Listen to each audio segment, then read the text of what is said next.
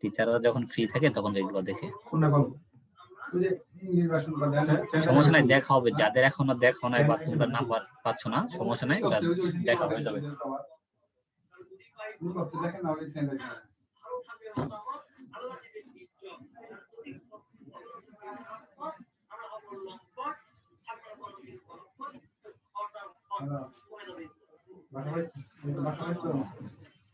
আচ্ছা, আমাদের 3টা বেজে গেছে, আমরা আর 2 মিনিট দেখবো, তারপরে ক্লাসটা শুরু করবো, কারণ এখনো সবাই জয়েন হবে। বাংলা ইংলিশ কোর্স আমাদের অফলাইন হয় না, যেহেতু অনলাইনে, সেক্ষেত্রে তোমাদের বাংলা ইংলিশ কোর্সটা শুরু করা হয়েছে। আচ্ছা, বললাম তো আগের দিনের পিডিএফটা হয়তো ভাইয়ের মনে নাই আপলোড দেওয়ার, ভাইয়া দিয়ে দিবে, সমস্যা নেই। আচ্ছা, খাতে একটু দেখা দেরি হচ্ছে, এটার জন্য এটা মনে হয় কোনো, এটা বেশি একটা মেজর কোনো প্রবলেম না, এটা নিয়ে কোশ্চেন না করাই ভালো। প্র্যাকটিস একদম থাকবে। সায়েন্সের সাবজেক্ট গুলো বলতে বুঝলাম না, এখন তো তোমার বাংলা ইংলিশ কোর্স হচ্ছে, তোমার তো সায়েন্সের এখন তো আর মনে হয় না তোমার ওগুলার কি থাকবে, প্র্যাকটিস থাকবে। ব্যাচ টাইম কিভাবে চেঞ্জ করবা, ফোন দিও, তাহলেই হবে। আচ্ছা, পিডিএফ বোর্ড প্রশ্ন এগুলো তো মনে হয় তোমাদের স্টাডি ম্যাটেরিয়ালসে দেওয়া হয়, তোমরা একটু চেক করো তো তোমাদের স্টাডি ম্যাটেরিয়ালসে ওটা অ্যাড হয়েছে কিনা। জিহানের ক্লাস করতে ইচ্ছে করতেছে না, সমস্যা নাই, তুমি না মনের উপর প্রেসার দেওয়ার দরকার নাই। যদি মন না চায় তুমি লিভ নিতে পারো, তোমার যদি একেবারে মন না চায়, সেটা তোমার ব্যক্তিগত ইচ্ছা। আচ্ছা, চেক করছি, এখনো ইংলিশ পিডিএফ নাই। আচ্ছা, রুদ্র চেক করছি না, লাস্ট ইংলিশ পিডিএফটা নাই। আচ্ছা, সমস্যা নাই, ওটা দিয়ে দিবে। আচ্ছা, একজনে বলছে কালকের ক্লাসে সবই আছে, তাহলে কেমনে?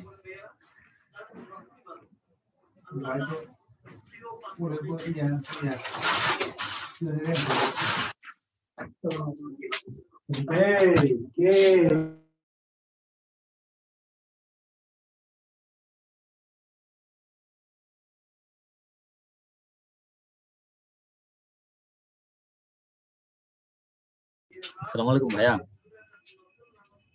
ওয়ালাইকুম আসসালাম ভাইয়া, আমাকে শোনা যাচ্ছে? জি ভাইয়া, শোনা যাচ্ছে। তাহলে শুরু করে দেই। ভাইয়া শুরু করে দেন ভাইয়া। আর ওই যে প্রমাণ যে বলতে চাই, কালকে যাবো না, আপলোড না একটু যদি। আচ্ছা ভাই, ঠিক আছে, আপলোড দিয়ে দিব। আমি ক্লাসটা শেষ করে আপলোড দিয়ে দিচ্ছি। ওকে ভাই। আসসালামু আলাইকুম, সবাইকে আমন্ত্রণ জানাচ্ছি তোমাদের আজকের লেকচার 4-এ। আমি আছি শাহরিয়ার ইথান বাবলা, তোমাদের সাথে আজকে ইনস্ট্রাক্টর হিসেবে। আমার সাথে আছে রাজা ভাইয়া। রাজা ভাইয়া, ওদের উদ্দেশ্যে কিছু বলার থাকলে বলতে পারেন ভাইয়া। তোমাদের শুভ মধ্যাহ্ন। আজকে তোমাদেরকে ইংলিশ ক্লাসে স্বাগত জানাচ্ছি লেকচার 4-এ। তো বাংলা অলরেডি পরিচয় দিয়ে দিচ্ছে। তোমাদেরকে রিকোয়েস্ট হচ্ছে যে তোমরা আজকে আবার যে শুরুতে ট্যাগ কোশ্চেনের প্রশ্ন করা শুরু করছো, আমি তোমাদের কাছে আন্তরিক অনুরোধ করছি, যেগুলো টপিক পড়ানো হচ্ছে সেগুলো গুরুত্ব দাও। মানে এত ডায়ালগ বক্স আর কিউএনএ বক্স আর চ্যাট বক্সে এত গুরুত্ব দিও না। তবে ভাইয়া যদি রেসপন্স চাই, সঙ্গে সঙ্গে চ্যাট বক্সে রেসপন্স জানাবা।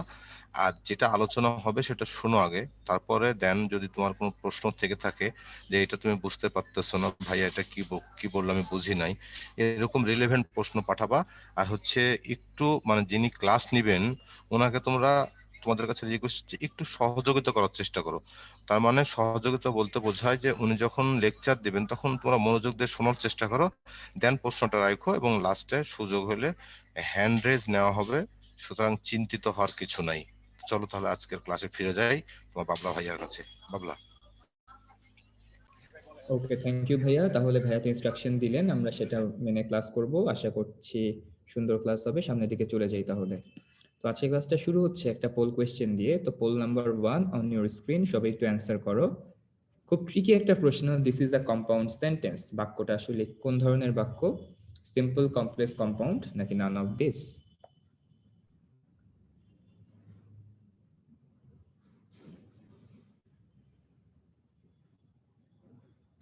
হান্ড্রেড পার্সেন্ট স্টুডেন্ট কারেক্ট করা উচিত।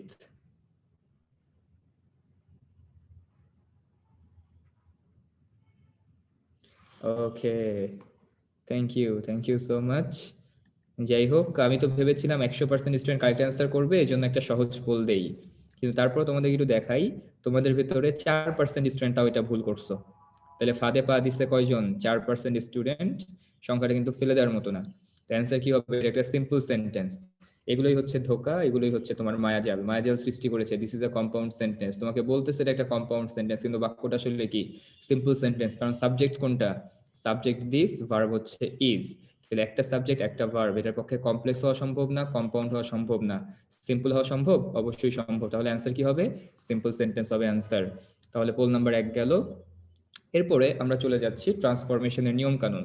তো তোমরা গতকালকে যারা রিভিউ ক্লাসে মনোযোগ সহকারে রিভিউ ক্লাসটা করেছো, তাদের কিন্তু বলেছিলাম যে প্রথম ক্লাসটা ছিল তোমাদের আইডেন্টিফিকেশন। তো আইডেন্টিফিকেশনের পাশাপাশি কিভাবে ইন্টারচেঞ্জ করতে হয় সেই সংক্রান্ত আইডিয়া তোমাদেরকে দেওয়া হয়েছিল। তো ইন্টারচেঞ্জের আইডিয়া দিয়েছিলাম, সেখান থেকে পরীক্ষায় প্রশ্ন আসছে, কোনো সমস্যা নাই। আজকের ক্লাসেও আমরা ইন্টারচেঞ্জ নিয়ে আলোচনা করব। তো ইন্টারচেঞ্জ কিন্তু আমরা কম বেশি সবাই পারি। এখন একটা একটা করে তোমাদের সামনে আমি এগুলো নিয়ে আলোচনা করি। দেখো, প্রথম ক্ষেত্রে আমাদের আছে কি? সিম্পল কমপ্লেক্স কম্পাউন্ড চেঞ্জ করার জন্য যে প্রথম নিয়মটা, সেটা কি? Prepositional phrase. তাহলে প্রিপজিশনাল ফ্রেজ যদি থাকে বা অ্যাডভার্ব অফ টাইম, দেখো I was there in winter, তাহলে এটা কি? অ্যাডভার্ব অফ টাইম বলতে পারো। তাহলে এগুলোকে আমরা কিভাবে কমপ্লেক্স কিংবা কম্পাউন্ড করতে পারি? তো নিয়মগুলো দেখো, যখন তোমার অ্যাডভার্ব অফ টাইম থাকে বা প্রিপজিশনাল ফ্রেজ থাকে যেটা অ্যাডভার্ব অফ টাইম বোঝায়, তো সেই সকল প্রিপজিশনাল ফ্রেজ যারা অ্যাডভার্ব অফ টাইম বোঝায় তাদেরকে চেঞ্জ করার জন্য আমরা ওয়েন অথবা হোয়াইল শব্দটা ব্যবহার করতে পারি। তো ওয়েন কখন ব্যবহার করা হয়? নর্মালি হচ্ছে তোমার প্রেজেন্ট টেন্স কিংবা পাস্ট টেন্সের ক্ষেত্রে। যখন কন্টিনিউয়াস হয়ে যায় তখন আমরা কি ব্যবহার করি? ওয়েন না ব্যবহার করে তখন ব্যবহার করি হোয়াইল। তাহলে দেখো, I was there in winter, তাহলে ইন উইন্টার কি? Adverb of time prepositional phrase, এটাকে চেঞ্জ করলে লিখতে পারি I was there when it was winter, এটাও লিখতে পারি। আবার আমি হোয়াইল দিয়ে কখন চেঞ্জ করতে পারি? দেখো, at the time of their playing, বোঝাই যাচ্ছে তারা যখন খেলছিল, তার মানে কোন টেন্সে আছে? এটা কন্টিনিউয়াস টেন্সে আছে। তো এটাকে চেঞ্জ করার জন্য আমরা কি করব? এটাকে চেঞ্জ করার জন্য আমরা হোয়াইল দিয়ে চেঞ্জ করব। While they were playing it began to rain. তার মানে অ্যাডভার্ব অফ টাইম বোঝালে আমরা কমপ্লেক্স করার সময় ওয়েনও ব্যবহার করতে পারি, হোয়াইলও ব্যবহার করতে পারি, depends on the mood of the tense. টেন্সটা যদি তোমার মনে হয় যে না সাধারণ অতীত বা সাধারণ বর্তমান বোঝাচ্ছে, তাইলে ওয়েন। আর যদি দেখো ঘটমান বর্তমান বা ঘটমান অতীত, যেটাকে ইংলিশে আমরা কন্টিনিউয়াস বলে থাকি, সেটা হলে তাহলে তোমার হোয়াইল বসে। আর কম্পাউন্ডের ক্ষেত্রে সিম্পলি একটা এন্ড বসায় দিবা। তো কম্পাউন্ড করা খুবই সহজ কথা। তুমি যদি একবার সিম্পল থেকে কমপ্লেক্স করতে পারো, সেটাকে কম্পাউন্ড করা পানির মতো সহজ। যেমন এখানে তুমি কি করতে পারো? এখানে ওয়েন কে উঠাই দিয়ে তুমি এন্ড বসাই দিতে পারো, it was winter and I was there. ঠিক আছে? তো এখন ভালো করে খেয়াল করো, I was there and it was winter. আমি তোমাদেরকে একটু লিখে দেখাই দিই এখানে, I was there when it was winter, আমি সেখানে ছিলাম যখন শীতকাল ছিল, তাই না? এটাকে কম্পাউন্ড করার সময় তোমাদেরকে তো নিয়মটা বলা হয়েছে যে মাঝখানে একটা এন্ড বসবে। তো তোমাদের অনেকেরই মনে হয় ভাইয়া এরকম করে আমি যদি লিখি I was there and it was winter, and it was winter, তো এভাবে লিখলে কিন্তু শিক্ষক তোমাকে নাম্বার দেবেন না। কেন? তোমাকে কিভাবে লিখতে হবে? পরের ক্লাসটাকে আগে নিয়ে আসতে হবে। কি করতে হবে তোমাকে? দেখো, it was winter and I was there, and I was there. এটা কেন করবো ভাইয়া? ভালো করে খেয়াল করো, আমি সেখানে ছিলাম এই জন্য কি শীতকাল পড়ছে? না, এখানে কিন্তু সরাসরি কজ এন্ড ইফেক্ট কোনো রিলেশনশিপ নাই। কিন্তু তারপরও তুমি যখন বলতেছো আমি সেখানে ছিলাম এবং এটা শীতকাল ছিল, এই দুটোর ভেতরে কিন্তু অর্থের ভেতরে কোনো কিন্তু দেখো মানে কোনোটার উপরে নির্ভরশীল না। দুইটা টোটালি হচ্ছে স্বাধীন দুইটা ক্লজ। আই ওয়াজ দেয়ারও স্বাধীন, ইট ওয়াজ উইন্টারও স্বাধীন। কিন্তু কোনটার গুরুত্বটা বেশি? এইটা শীতকাল ছিল তার গুরুত্ব বেশি, নাকি আমার সেখানে থাকাটার গুরুত্ব বেশি? বলো। অবশ্যই শীতকাল, সেটার গুরুত্ব বেশি। সেজন্য আমি এটাকে প্রথম ক্লজ হিসেবে লিখেছি, ইট was winter and I was দেয়ার। আমি এখানে ছিলাম এবং শীতকাল ছিল। বাক্যের দেখো তোমার যে গুরুত্বটা সেটা কিন্তু বোঝা যায় না। কিন্তু যখন তুমি ওয়েন দিয়ে লেখো তখন কিন্তু দুটো ক্লজের ভিতর একটা ইন্ডিপেন্ডেন্ট একটা স্বাধীন, সেটা ভাগ হয়ে যাচ্ছে, কোনো সমস্যা নাই। কিন্তু কম্পাউন্ড করার সময় পরের ক্লজটাকে আগে নিয়ে আসতে হবে, মাথায় রাখবো। তো এত কিছু বুঝার দরকার নেই, তোমরা অনেকে প্রশ্ন করতে পারো তাই আমি বললাম। মাথায় রাখবা, সিম্পল সেন্টেন্সে যদি প্রিপজিশনাল ফ্রেজ দিয়ে অ্যাডভার্ব অফ টাইম বোঝায়, তাহলে কমপ্লেক্স করতে গেলে ওয়েন বা ওয়াইল বসাবো, আর কম্পাউন্ড করতে গেলে পরের ক্লজটাকে সামনে নিয়ে আসবো এন্ড মাঝখানে এন্ড বসাই দিব, কাহিনী শেষ। ঠিক আছে? জাস্ট এটা। কিভাবে বোঝার দরকার নেই, কোনটা স্বাধীন মানে কোনটা ইম্পর্টেন্স বেশি কি, এই ধরনের কোনো কিছু বোঝার দরকার নেই। তোমরা জাস্ট মাথায় রাখবা অ্যাডভার্ব অফ টাইম যদি প্রিপোজিশনাল ফ্রেজ দ্বারা বোঝা যায় তাহলে সেটাকে কম্পাউন্ড করার সময় পরের ক্লজটাকে আগে নিয়ে আসবো, প্রথমের ক্লজটাকে লাস্টে পাঠিয়ে দিব, মাঝখানে একটা অ্যান্ড বসাবো। যেমন দেখো, at the time of their playing it began to rain, while they were playing it began to rain, তাহলে it began to rain and they were playing, তাই না? দেখো এটাকে কিন্তু শুরুতে নিয়ে এসেছি, it began to rain টাকে শুরুতে নিয়ে আসা হয়েছে, it began to rain and they were playing। এখন বলতে পারো ভাই বুঝবো কিভাবে কিসের গুরুত্ব? তুমি I was there in winter, এই বাক্যটাতে কি বুঝাতে চাচ্ছ? তুমি শীতকালে ছিলা নাকি তুমি সেখানে ছিলা, কোনটা বেশি গুরুত্বপূর্ণ? তুমি শীতকালে ছিলা, সেটা বেশি গুরুত্বপূর্ণ। তাহলে বুঝাই যাচ্ছে কোনটার গুরুত্ব বেশি। এখানে দেখো আমরা যখন খেলছিলাম তখন বৃষ্টি নামলো, তাহলে এখানে কোনটা বেশি গুরুত্বপূর্ণ? তুমি খেলতেছিলে এটা জানাচ্ছ নাকি তোমার খেলা টাইমে যে বৃষ্টি নামছে এটা বেশি গুরুত্বপূর্ণ? অবশ্যই বৃষ্টি নামছে। তাহলে গুরুত্বর বেসিসে যেটার গুরুত্ব বেশি সেটাকে আমরা শুরুতে নিয়ে আসবো। ঠিক আছে, এটাই হচ্ছে মূল কথা। তো দেখি এখন একটা একটা করে সামনের দিকে চলে যাই। প্রথম রুলটা গেল, দ্বিতীয় রুলে যদি চলে আসি, বাই এর পরে যদি জিরান্ট বসে, তাহলে জিরান্ট তো জানি আমরা ভার্বের সাথে আইএনজি যুক্ত হয়ে যদি কখনো নাউনের মতো অর্থ প্রকাশ করে তাহলে তাদেরকে আমরা বলি হচ্ছে জিরান্ট। এই জিরান্ট পার্টিসিপল এগুলো আমরা কোথায় শিখবো? ভার্বের ক্লাসিফিকেশন একটা ক্লাস হবে, সেই ক্লাসে আমরা শিখবো। তো প্রথমে দেখো, by working hard you can shine in life. তো বাই দিয়ে যদি এরপরে যদি ভার্ব প্লাস আইএনজি দিয়ে কোনো সিম্পল সেন্টেন্স শুরু হয় সেটাকে আমরা জাস্ট কন্ডিশনালের নিয়মে করব। By working hard you can shine in life, এটাকে আমরা লিখতে পারি if you work hard you can shine in life. তাহলে ভাইয়া গত ক্লাসে বলেছি, আজকে আবারও বলতেছি যে দেখো ফার্স্ট কন্ডিশনালের ক্ষেত্রে এখানে আমি ইফ ব্যবহার করেছি। তো ফার্স্ট কন্ডিশনালে তো আমরা উইল শ্যাল ব্যবহার করি, কিন্তু ক্যান বা মে কি ব্যবহার করা যায় কিনা? ইয়েস অর নো লিখে জানাও তো একটু, বলো। তোমার ফার্স্ট কন্ডিশনালে উইল শ্যাল ছাড়া অন্য কিছু কি লেখা যায় যায় না? বলো। আচ্ছা, আবারও একটু মনোযোগ দাও, তোমাদেরকে আবার দেখাই দিচ্ছি, খুব ভালো করে খেয়াল করো। প্রথম কথা, আমরা সেকেন্ড কন্ডিশনালের ক্ষেত্রে আমরা জানি ইফ যুক্ত ক্লজে পাস্ট ইনডেফিনিট টেন্স থাকবে, স্বাধীন ক্লজটাতে তোমার উড থাকতে পারে, কুড থাকতে পারে, স্বাধীন ক্লজে তোমার মাইট থাকতে পারে। থার্ড কন্ডিশনালের ক্ষেত্রে আমরা জানি উড হ্যাভ বসে, তাই না? উড হ্যাভ এর পরে ভার্বের V3 ফর্ম, এরপরে বসতে পারে তোমার কুড হ্যাভ এর পরে ভার্বের V3 ফর্ম বসে, অথবা মাইট হ্যাভ বসতে পারে, মাইট হ্যাভ এর পরে তোমার ভার্বের V3 ফর্ম। তাহলে দেখো সেকেন্ড কন্ডিশনাল থার্ড কন্ডিশনালে যদি উড এর পাশাপাশি কুড মাইট বসতে পারে, তাহলে ফার্স্ট কন্ডিশনালে কেন উইল শ্যালের পাশাপাশি ক্যান আর মে ব্যবহার হতে পারবে না? অবশ্যই পারবে। তাহলে এখানে উইল শ্যাল ব্যবহৃত হতে পারে, মে ব্যবহৃত হতে পারে, ক্যান ব্যবহৃত হতে পারে, যে কোনোটা ব্যবহৃত হতে পারে ফার্স্ট কন্ডিশনালের ক্ষেত্রে। ঠিক আছে, উইল বসে সেকেন্ড পারসন থার্ড পারসনের ক্ষেত্রে, শ্যাল বসে ফার্স্ট পারসনের ক্ষেত্রে, মে যে কোনো ক্ষেত্রে ব্যবহৃত হতে পারে। তাই এখানে ইফ যুক্ত হয়ে যে ক্লজটা এটা প্রেজেন্ট ইনডেফিনিট টেন্স আছে, তার মানে ফার্স্ট কন্ডিশনাল, এরপরে বাক্যে যেহেতু ক্যান আছে, ক্যান থাকাতে আমার কোনো সমস্যা নাই, আমি এটাকে অ্যান্সার করতে পারি if you work hard you can shine in life.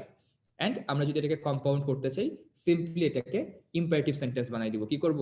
Imperative sentence বানাই দিব। তাহলে শুরু থেকে হচ্ছে ইফ ইউটা বাদ চলে যাবে, work hard and you can shine in life. তুমি এখানে এন্ড না দিয়ে এন্ড সো দিতে পারো, and so you can shine in life. শুধু এন্ড দিতে পারো, এন্ড সো দিতে পারো, দুটোই দিতে পারো। তাহলে নিয়মটা কি আবারও রিপিট করছি, বাই এর পরে যদি ভার্ব প্লাস আইএনজি থাকে সিম্পল সেন্টেন্সে, সেটাকে কমপ্লেক্স করার জন্য আমরা কি করব? ফার্স্ট কন্ডিশনাল ইউজ করব। আর যদি কম্পাউন্ড করতে হয় সেক্ষেত্রে কি করব? সেক্ষেত্রে সেন্টেন্সের ক্লজ দুইটাকে, প্রথম ক্লজটাকে ইম্পারেটিভ সেন্টেন্স বানাই দিব, মাঝখানে একটা এন্ড অথবা এন্ড সো বসাবো, এটাই হচ্ছে নিয়ম। ঠিক আছে, এটাই হচ্ছে মূল কথা। একজন জিরো কন্ডিশনালের কথা লিখছো, হ্যাঁ জিরো কন্ডিশনালও আছে, এগুলো তোমাদেরকে শেখানো হবে। জিরো কন্ডিশনালে দুই সাইডে প্রেজেন্ট টেন্স থাকে যেটা। ঠিক আছে, ওকে। তাহলে এখন দেখো 3 নাম্বার নিয়মটাতে আসি। উইদাউট এর পরে যদি তোমার ভার্বের সাথে আইএনজি থাকে, তাহলে মাত্র কি দেখলাম? মাত্র দেখলাম বাই এর পরে ভার্বের সাথে আইএনজি। এখন দেখছি আমরা উইদাউট এর পরে যদি ভার্বের সাথে আইএনজি থাকে, তাহলে উইদাউট এর পরে ভার্বের সাথে আইএনজি থাকলে এটাকেও আমরা ঠিক কন্ডিশনালের নিয়মেই চেঞ্জ করব, এন্ড কম্পাউন্ডকে ঠিক ইম্পারেটিভ সেন্টেন্সের নিয়মেই চেঞ্জ করব। বাট মাথায় রাখতে হবে উইদাউট যেহেতু আমাদেরকে একটা নেগেটিভ অর্থ দেয়, তাই কমপ্লেক্স করার সময় ইফ এর পরে ভার্বটাকে নেগেটিভ করতে হবে, আর কম্পাউন্ড সেন্টেন্সে ইম্পারেটিভ ক্লজ ছাড়া যে আরেকটা যে ক্লজ আছে সেই ক্লজটাকে আমরা নেগেটিভ করব। ঠিক আছে, এটা হচ্ছে মূল কথা। তাহলে by reading attentively you will pass, এটাকে আমরা কি করতাম? If you read attentively you may pass বা ইউ ক্যান পাস, এটা বলতাম আমি। কিন্তু এখানে যেহেতু উইদাউট আছে, আমাকে কি অ্যান্সার করতে হবে? If you do not read attentively you will not pass. তাহলে দুটোকে আমরা কিন্তু নেগেটিভ করেছি। কম্পাউন্ডের ক্ষেত্রে ইম্পারেটিভটা অ্যাফার্মেটিভই থাকবে, পরের ক্লজটা নেগেটিভ হয়ে যাবে, যে read attentively or you will not pass. তাহলে এখানে আরেকটা চেঞ্জ আসছে এর আগেরটা থেকে, বলো। মাত্র যে 2 নাম্বার নিয়মটা দেখলাম, 2 নাম্বারের সাথে 3 নাম্বারে কম্পাউন্ড নাউন মানে কম্পাউন্ড সেন্টেন্স চেঞ্জ করার আরেকটা পার্থক্য আছে, সেটা কোথায় বলো? Very good. কম্পাউন্ড সেন্টেন্সে এর আগে ক্ষেত্রে আমরা এন্ড বসাইছিলাম, এখন এন্ড না বসাই আমরা কি বসাইছি? অর বসাইছি। ঠিক আছে, এটাই হচ্ছে মূল কথা। তো ক্লাসের মাঝখানে অনেকেই প্রশ্ন করতেছে অনেক কিছু, আপু ভাইরা তোমাদের উদ্দেশ্যে জানাই রাখি, তোমরা যদি কন্ডিশনাল কি না জানো, কোনটা ইম্পারেটিভ সেন্টেন্স না জানো, এটা একান্তই তোমাদের ব্যর্থতা। ঠিক আছে, আমাদের এই গ্রামার কোর্স নেওয়ার উদ্দেশ্য 9-10 এর স্ট্যান্ডার্ড গ্রামার কোর্স নেওয়া। ক্লাস 5-6 এর গ্রামার কোর্স যদি আমরা নেই, তাহলে কি তোমরা এই কোর্সটা করতা? বলো আমাকে একটু তোমরা জানাই দাও। যদি আমি ক্লাস 5-6 এর পড়া পড়াই, এখন এগুলোই তো ক্লাস 7-8 এর পড়া, এখন যদি 5-6 এর পড়া পড়াইতাম, তাহলে কি তোমরা কেউ ক্লাসটা করতা না? তাহলে অনেক আপু ভাই জিজ্ঞেস করতেছো ইম্পারেটিভ সেন্টেন্স কি, তারপরে হচ্ছে জিজ্ঞেস করতেছো ভাই কন্ডিশনাল কি, এগুলো যদি পড়াতে হয় তাহলে তোমাদের তো একদম মানে ক্লাস 4-5 এর পড়া পড়তে হবে। তোমরা কিন্তু অনেক পিছায় আছো, সেই পিছানোটা কিন্তু কেউ কভার করে দিবে না। ঠিক আছে, এটাই হচ্ছে মূল কথা। একজন বারবার জিজ্ঞেস করতেছো ভাইয়া কয়টা স্লাইড আছে? ভাইয়া যতগুলো স্লাইড আছে পড়তে হবে তো, তাই না? ক্লাস যতক্ষণ হওয়ার কথা ততক্ষণই হবে। তো আশা করি এই ধরনের কথাবার্তাগুলো আমরা একটু অ্যাভয়েড করব। ওকে, দেখো এখানে অরের বদলে অন্য কিছু হবে না। হ্যাঁ, অর না দিয়ে তুমি আদারওয়াইজ দিতে পারো, রিড অ্যাটেন্টিভলি আদারওয়াইজ। তাহলে কি দিতে পারো? অর অথবা আদারওয়াইজ। তুমি এলসো দিতে পারো, এলসো দিতে পারো। এলসো কিন্তু কম্পাউন্ড সেন্টেন্সে ব্যবহৃত হয়। তুমি অর দিতে পারো, আদারওয়াইজ দিতে পারো, এলস দিতে পারো। ঠিক আছে, আর তুমি যদি এটাকে কমপ্লেক্স করার টাইমে ইফ কন্ডিশনাল না যাও, আরেকটা নিয়মে করা যায়। কিভাবে করা যায় একটু জানাই দাও তাপু ভাইরা, তোমরা অনেকেই অনেক কিছু জানো। আমার খুব ভালো লাগে যখন দেখি তোমরা হচ্ছে নিজে থেকে অ্যান্সার করতেছো। বলো ইফ কন্ডিশনাল না দিয়ে আমরা আরেকভাবে করতে পারি। কিভাবে? আনলেস দিয়ে করতে পারি। আনলেস দিয়ে করলে এখানে কি ডু নট রিড দিব নাকি ডু মানে কি লিখবো এখানে? ডু নট রিড নাকি শুধু রিড লিখবো? কোনটা লিখবো বলো তো? If unless you read attentively, unless এর পরবর্তী ক্লজটা কিন্তু কি হয় না, কখনো নেগেটিভ হয় না, এটা মাথায় রাখতে হবে। তুমি চাইলে এখানে আনলেস দিয়েও করতে পারো। তাহলে আমি একটা পরের পেজে যে একটু লিখে দেই তোমাদেরকে, দেখো ভালো করে। উইদাউট বাবলা হ্যাঁ বাবলা কি ভাই একটা শুনতে ছেলে পাচ্ছ? কিন্তু একটা ছেলে কিন্তু চরম বেয়াদবি করতেছে, নাম হচ্ছে মাহিন। বারবার লিখতেছে, লেখার পরে লিখতেছে যে এটাও কষ্ট করে লাইভ অ্যান্সার দিয়ে দেন, মানে একটা একটা করে জিনিস লিখতেছে। হ্যাঁ, আর আইডি নাম্বার হচ্ছে 577। একটু মাসুদ ভাই নলেজ দিন। মাসুদ ভাই আছেন নাকি? জি ভাই। এই যে মাহিন ছেলেটা বারবার এটা লিখতেছে, দেখেন কিউএনএ বক্সে উপরে আছে। আচ্ছা ঠিক হুম, আছে। আচ্ছা দু একজনের একটু স্টেপ না নিলে হ্যাঁ মানে বাবলা। নতুন তো একটু স্টেপ নিতে হবে দু একজনের, তাছাড়া হবে আচ্ছা হবে না। আচ্ছা, without reading attentively you will not pass. তাহলে এইটা আমাদের সিম্পল সেন্টেন্স। ঠিক আছে, এই সিম্পল সেন্টেন্স থেকে আমরা যখন এটাকে কমপ্লেক্স করতে যাব, আমরা দুটো নিয়মে করতে পারি। প্রথমে আমি কি বললাম? ইফ যুক্তটা, তাহলে বলতে পারি if you do not read attentively, বাকিটা সেম থাকবে, ইউ উইল নট পাস এইটাকেও সেম থাকবে। তুমি চাইলে এটাকে আনলেস দিয়েও করতে পারো, আনলেস ইউ রিড অ্যাটেন্টিভলি, তার বাকিটা কিন্তু সেম থাকবে। তুমি চাইলে এটাকে কমপ্লেক্স, এখন আমি এটাকে চাইলে কি করতে পারি? কম্পাউন্ড করতে পারি, তাই না? কম্পাউন্ড করতে গেলে আমি কি করতে পারি? শুরুটা আমরা প্যাসিভ করে দিব। প্যাসিভ কি বলছি মানে ইম্পারেটিভ করে দিব, রিড অ্যাটেন্টিভলি। এখানে চাইলে তুমি অর দিতে পারো, এখানে চাইলে আদারওয়াইজ দিতে পারো, এখানে চাইলে তুমি এলস দিতে পারো। তিনটাই কারেক্ট, বাকিটা সেম থাকবে। তাহলে মাথায় রাখার বিষয় দেখো, এখানে ইফ বসছে, ভার্বটা নেগেটিভ হয়ে গেছে। এখানে আনলেস বসছে, ভার্ব কিন্তু নেগেটিভ হয় নাই। আর কম্পাউন্ডের ক্ষেত্রে অর, আদারওয়াইজ, এলস যে কোনোটা বসতে পারে। তাহলে উইদাউট এর পরে যদি ভার্বের সাথে আইএনজি থাকে সিম্পল সেন্টেন্সে, সেটাকে কমপ্লেক্স করার দুইটা নিয়ম, আর কম্পাউন্ড করার ক্ষেত্রে আমরা 3 ধরনের ক্লজ মার্কার ব্যবহার করতে পারি। ঠিক আছে, এটাই হচ্ছে মূল কথা। আচ্ছা, অরিয়ন লিখেছো ভাইয়া সাদা কালারে লিখলে স্লাইডে সাদা পেজে সাদা কালি বোঝা যাবে না। এটা নিয়ে তোমার চিন্তা করতে হবে, সাদা কালি বোঝা যাবে কি বোঝা যাবে না। তোমার কথা কাজ হচ্ছে ক্লাস করা। এত বড় বড় মেসেজ লিখলে ক্লাস মানে বুঝবা কিভাবে বলো? এখন আবার যদি কথা বলি তাহলে বলবা ভাই তো রুট ব্যবহার করতেছে। যেটা জানো না সেটা নিয়ে কথা বলবা না, ঠিক আছে? যে ব্ল্যাক পেজের উপরে সাদা কালি দিয়ে লিখছে, এটা যখন হোয়াইট পেজে চলে যাবে মানে এটা ব্ল্যাক কালারে কালি হয়ে যাবে। তো তোমাদের ওটা নিয়ে চিন্তা করতে হবে না। রিডিং ম্যাটেরিয়াল যদি না বুঝতে পারো, অথরিটি আছে, অথরিটি ব্যবস্থা করবে সেক্ষেত্রে। তো যাই হোক, ওকে, সিম্পলে ভার্ব প্লাস আইএনজি হবে না। হ্যাঁ, সিম্পলে তো ভার্ব প্লাস আইএনজি আছে। দেখো উইদাউট রিডিং অ্যাটেন্টিভলি, এরপরে তুমি ইউ উইল নট পাস এভাবে অ্যান্সার করতে পারো। এটা গেল 3 নাম্বার নিয়ম। 4 নম্বর নিয়মে যদি চলে যাই, দেখো টু আর টু যদি থাকে, এটার ক্ষেত্রে আমরা কমপ্লেক্স করার ক্ষেত্রে একটাই নিয়ম, সেটা হচ্ছে সো দ্যাট দিয়ে করি। আর যখন আমরা হচ্ছে এটাকে কম্পাউন্ড করি, এখানে অ্যান্ড দেয়া আছে, তবে বেশি মানে তোমাদের জন্য রিকমেন্ডেশনটা থাকবে অ্যান্ড সো দেয়াটা। তাহলে প্রথম কথা, যখন সিম্পল সেন্টেন্সে the load is too heavy to carry, অর্থাৎ টু এরপর আরেকটা টু আছে, তখন সেটাকে আমরা কমপ্লেক্স করার সময় সো দ্যাট শব্দটা ব্যবহার করব। The load is too heavy to carry for him, এটাকে আমরা কমপ্লেক্স করার সময় কি বলবো? The load is so heavy that he can not carry it. তাহলে নতুন করে একটা ক্যান নট নিয়ে আসছি, তার মানে সক্ষমতা অর্থে এখানে কিন্তু একটা মডেল বসবে। তাহলে তুমি কিন্তু এটাকে চাইলে এভাবে লিখতে পারবা না যে the load is so heavy that he don't carry it, don't carry, didn't carry, এ ধরনের কোনো কথা বলতে পারবা না। এখানে সক্ষমতা বুঝাতে মডেল অক্সিলারি বসবে, আর মডেল অক্সিলারি হিসেবে এখানে ক্যানের ব্যবহারটা হয়। তাহলে the load is too heavy to carry for him, এটা কমপ্লেক্স কি হবে? The load is so heavy that he can not carry it, এটা হবে অ্যান্সার। এন্ড ফাইনালি কম্পাউন্ড করার ক্ষেত্রে কি হবে? প্রথমটা ঠিকই থাকবে, সো এর বদলে এখানে বসবে very, the load is very happy and so he cannot carry it। তুমি এখানে and so দিতে পারো, and দিতে পারো, দুটোই দিতে পারো, তবে তোমাদের জন্য রিকমেন্ডেশন থাকবে and so। and so টা কখন বসে কেউ বলতে পারবা? কখন and so বসে, and না বসে? আমাকে একটু জানাই দেও দেখি তোমাদের ভিতরে কে কে পারো যে and না বসে and so কখন বসে। ভেরি গুড, অনেকে মিনিং লিখতেছে এবং তাই হ্যাঁ, ফলাফল বা কজ এন্ড ইফেক্ট বুঝাতে, কজ এন্ড ইফেক্ট রিলেশনশিপ বুঝাতে এন্ড সো বসে। যেমন দুটো টোটালি স্বাধীন বাক্য, যেমন তোমার গায়ের রং সাদা, আমার গায়ের রং কালো। তোমার গায়ের রং সাদা হওয়ার জন্য কি আমার গায়ের রং কালো হয়েছে? এর ভিতরে কোনো সম্পর্ক আছে? বলো, কোনো সম্পর্ক আছে এর ভিতরে? আমাকে একটু ইয়েস নো লিখে জানাও। তোমার গায়ের রং সাদা, আমার গায়ের রং কালো, এর ভিতরে কোনো সম্পর্ক আছে? নাই। কিন্তু আমি যদি বলি আমি মোটা, আমার হাঁটতে কষ্ট হয়, এটার ভিতরে সম্পর্ক আছে কি নাই বলো? আমি মোটা, আমার হাঁটতে কষ্ট হয়, সম্পর্ক আছে এখানে? এখানে সম্পর্ক আছে। তাইলে যেখানে সম্পর্ক আছে সেখানে আমরা কি ব্যবহার করব? এন্ড ব্যবহার করব নাকি এন্ড সো ব্যবহার করব? তোমরাই বলো। সম্পর্ক থাকলে আমরা এন্ড ব্যবহার করব নাকি এন্ড সো ব্যবহার করব? ভেরি গুড, এন্ড সো ব্যবহার করব আমরা। যদি এন্ড সো ব্যবহার করি তাহলে এখানে দেখো the load is very heavy and he can not carry it, এই দুটোর ভিতরে কি সম্পর্ক আছে? লোডটা মানে অনেক বেশি ভার, সে এটাকে ক্যারি করতে পারছে না, এর ভিতরে কি সম্পর্ক আছে কিনা ভাইয়ারা? সম্পর্ক আছে। তাইলে এখানে কি দিবা বলো? এন্ড দিলে তো ভুল না, কিন্তু কোনটা দেয়া তোমাদের জন্য বেটার? অবশ্যই এন্ড সো দেয়াটা বেটার। তাইলে দেখো কি কি চেঞ্জ হচ্ছে। প্রথমে এটা যখন সিম্পলে আছে এটাকে আমরা দুটো ক্লজে নিয়ে গেলাম, the load is so heavy that he can not carry it. আর কম্পাউন্ড করার সময় এই সো উঠে যে ভেরি বসবে এন্ড মাঝখানে এন্ড সো বসবে, এটাই হচ্ছে মূল কথা। ঠিক আছে, মাঝখানে কি বসবে? এন্ড সো বসবে না ভাইয়া, মাঝখানে দ্যাটস ওয়াই ইউজ করতে পারবা না। দ্যাটস ওয়াই ইউজ করলে কি সেটা আর কম্পাউন্ড থাকে রাজা ভাইয়া? হ্যাঁ ভাইয়া।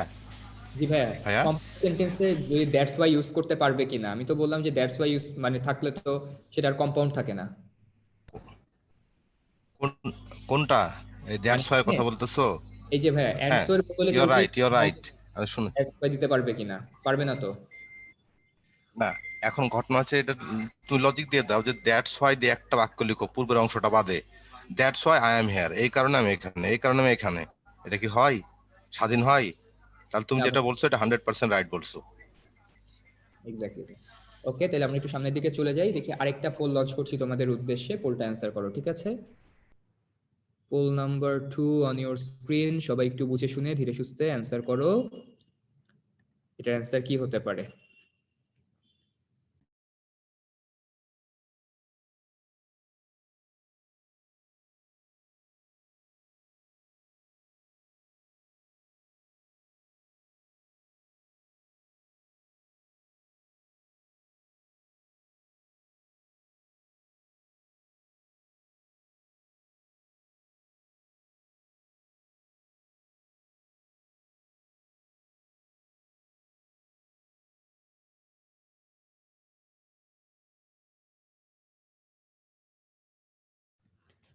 লাস্ট 10 সেকেন্ড, সবাই quick.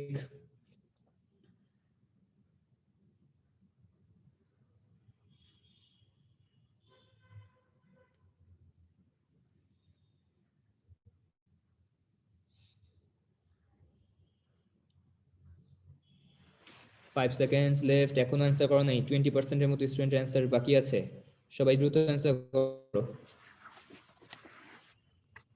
Okay, time is up. দেখে নেই, মাত্র 43% স্টুডেন্ট কারেক্ট অ্যান্সার করেছো, বাকিদের কিন্তু ভুল। 57%-এর মতো স্টুডেন্ট অ্যান্সারটা ভুল করেছো। অ্যান্সার হবে ডি নাম্বারটা, অল অফ দিস। কি হবে? অল অফ দিস হবে অ্যান্সার। তাহলে দেখো, যদি তোমার হচ্ছে এখানে কি দিয়ে শুরু হয়েছে, সিইং, অর্থাৎ ভার্ব প্লাস আইএনজি দিয়ে যদি কোনো সিম্পল সেন্টেন্স শুরু হয়, সেটাকে কমপ্লেক্স করতে গেলে আমরা অ্যাজ ব্যবহার করতে পারি, আমরা সিন্স ব্যবহার করতে পারি, আমরা ওয়েন ব্যবহার করতে পারি। ঠিক আছে, তিনটাই ব্যবহার করতে পারি। ঠিক আছে, তো দেখো এখানে অ্যাজ দিয়ে শুরু হয়েছে, সিন্স দিয়ে শুরু হয়েছে, ওয়েন এখানে মাঝখানে ব্যবহৃত হয়েছে। তিনটার ভিতরে কোথাও কোনো ভুল আছে? দেখো বাক্য সেম না? As the students saw the teacher, they stopped making noise. Since the student saw the teacher, they stopped making noise. The students stopped making noise this when they saw the teacher. ঠিক আছে না? তাহলে তিনটাই তো এখানে correct আছে না?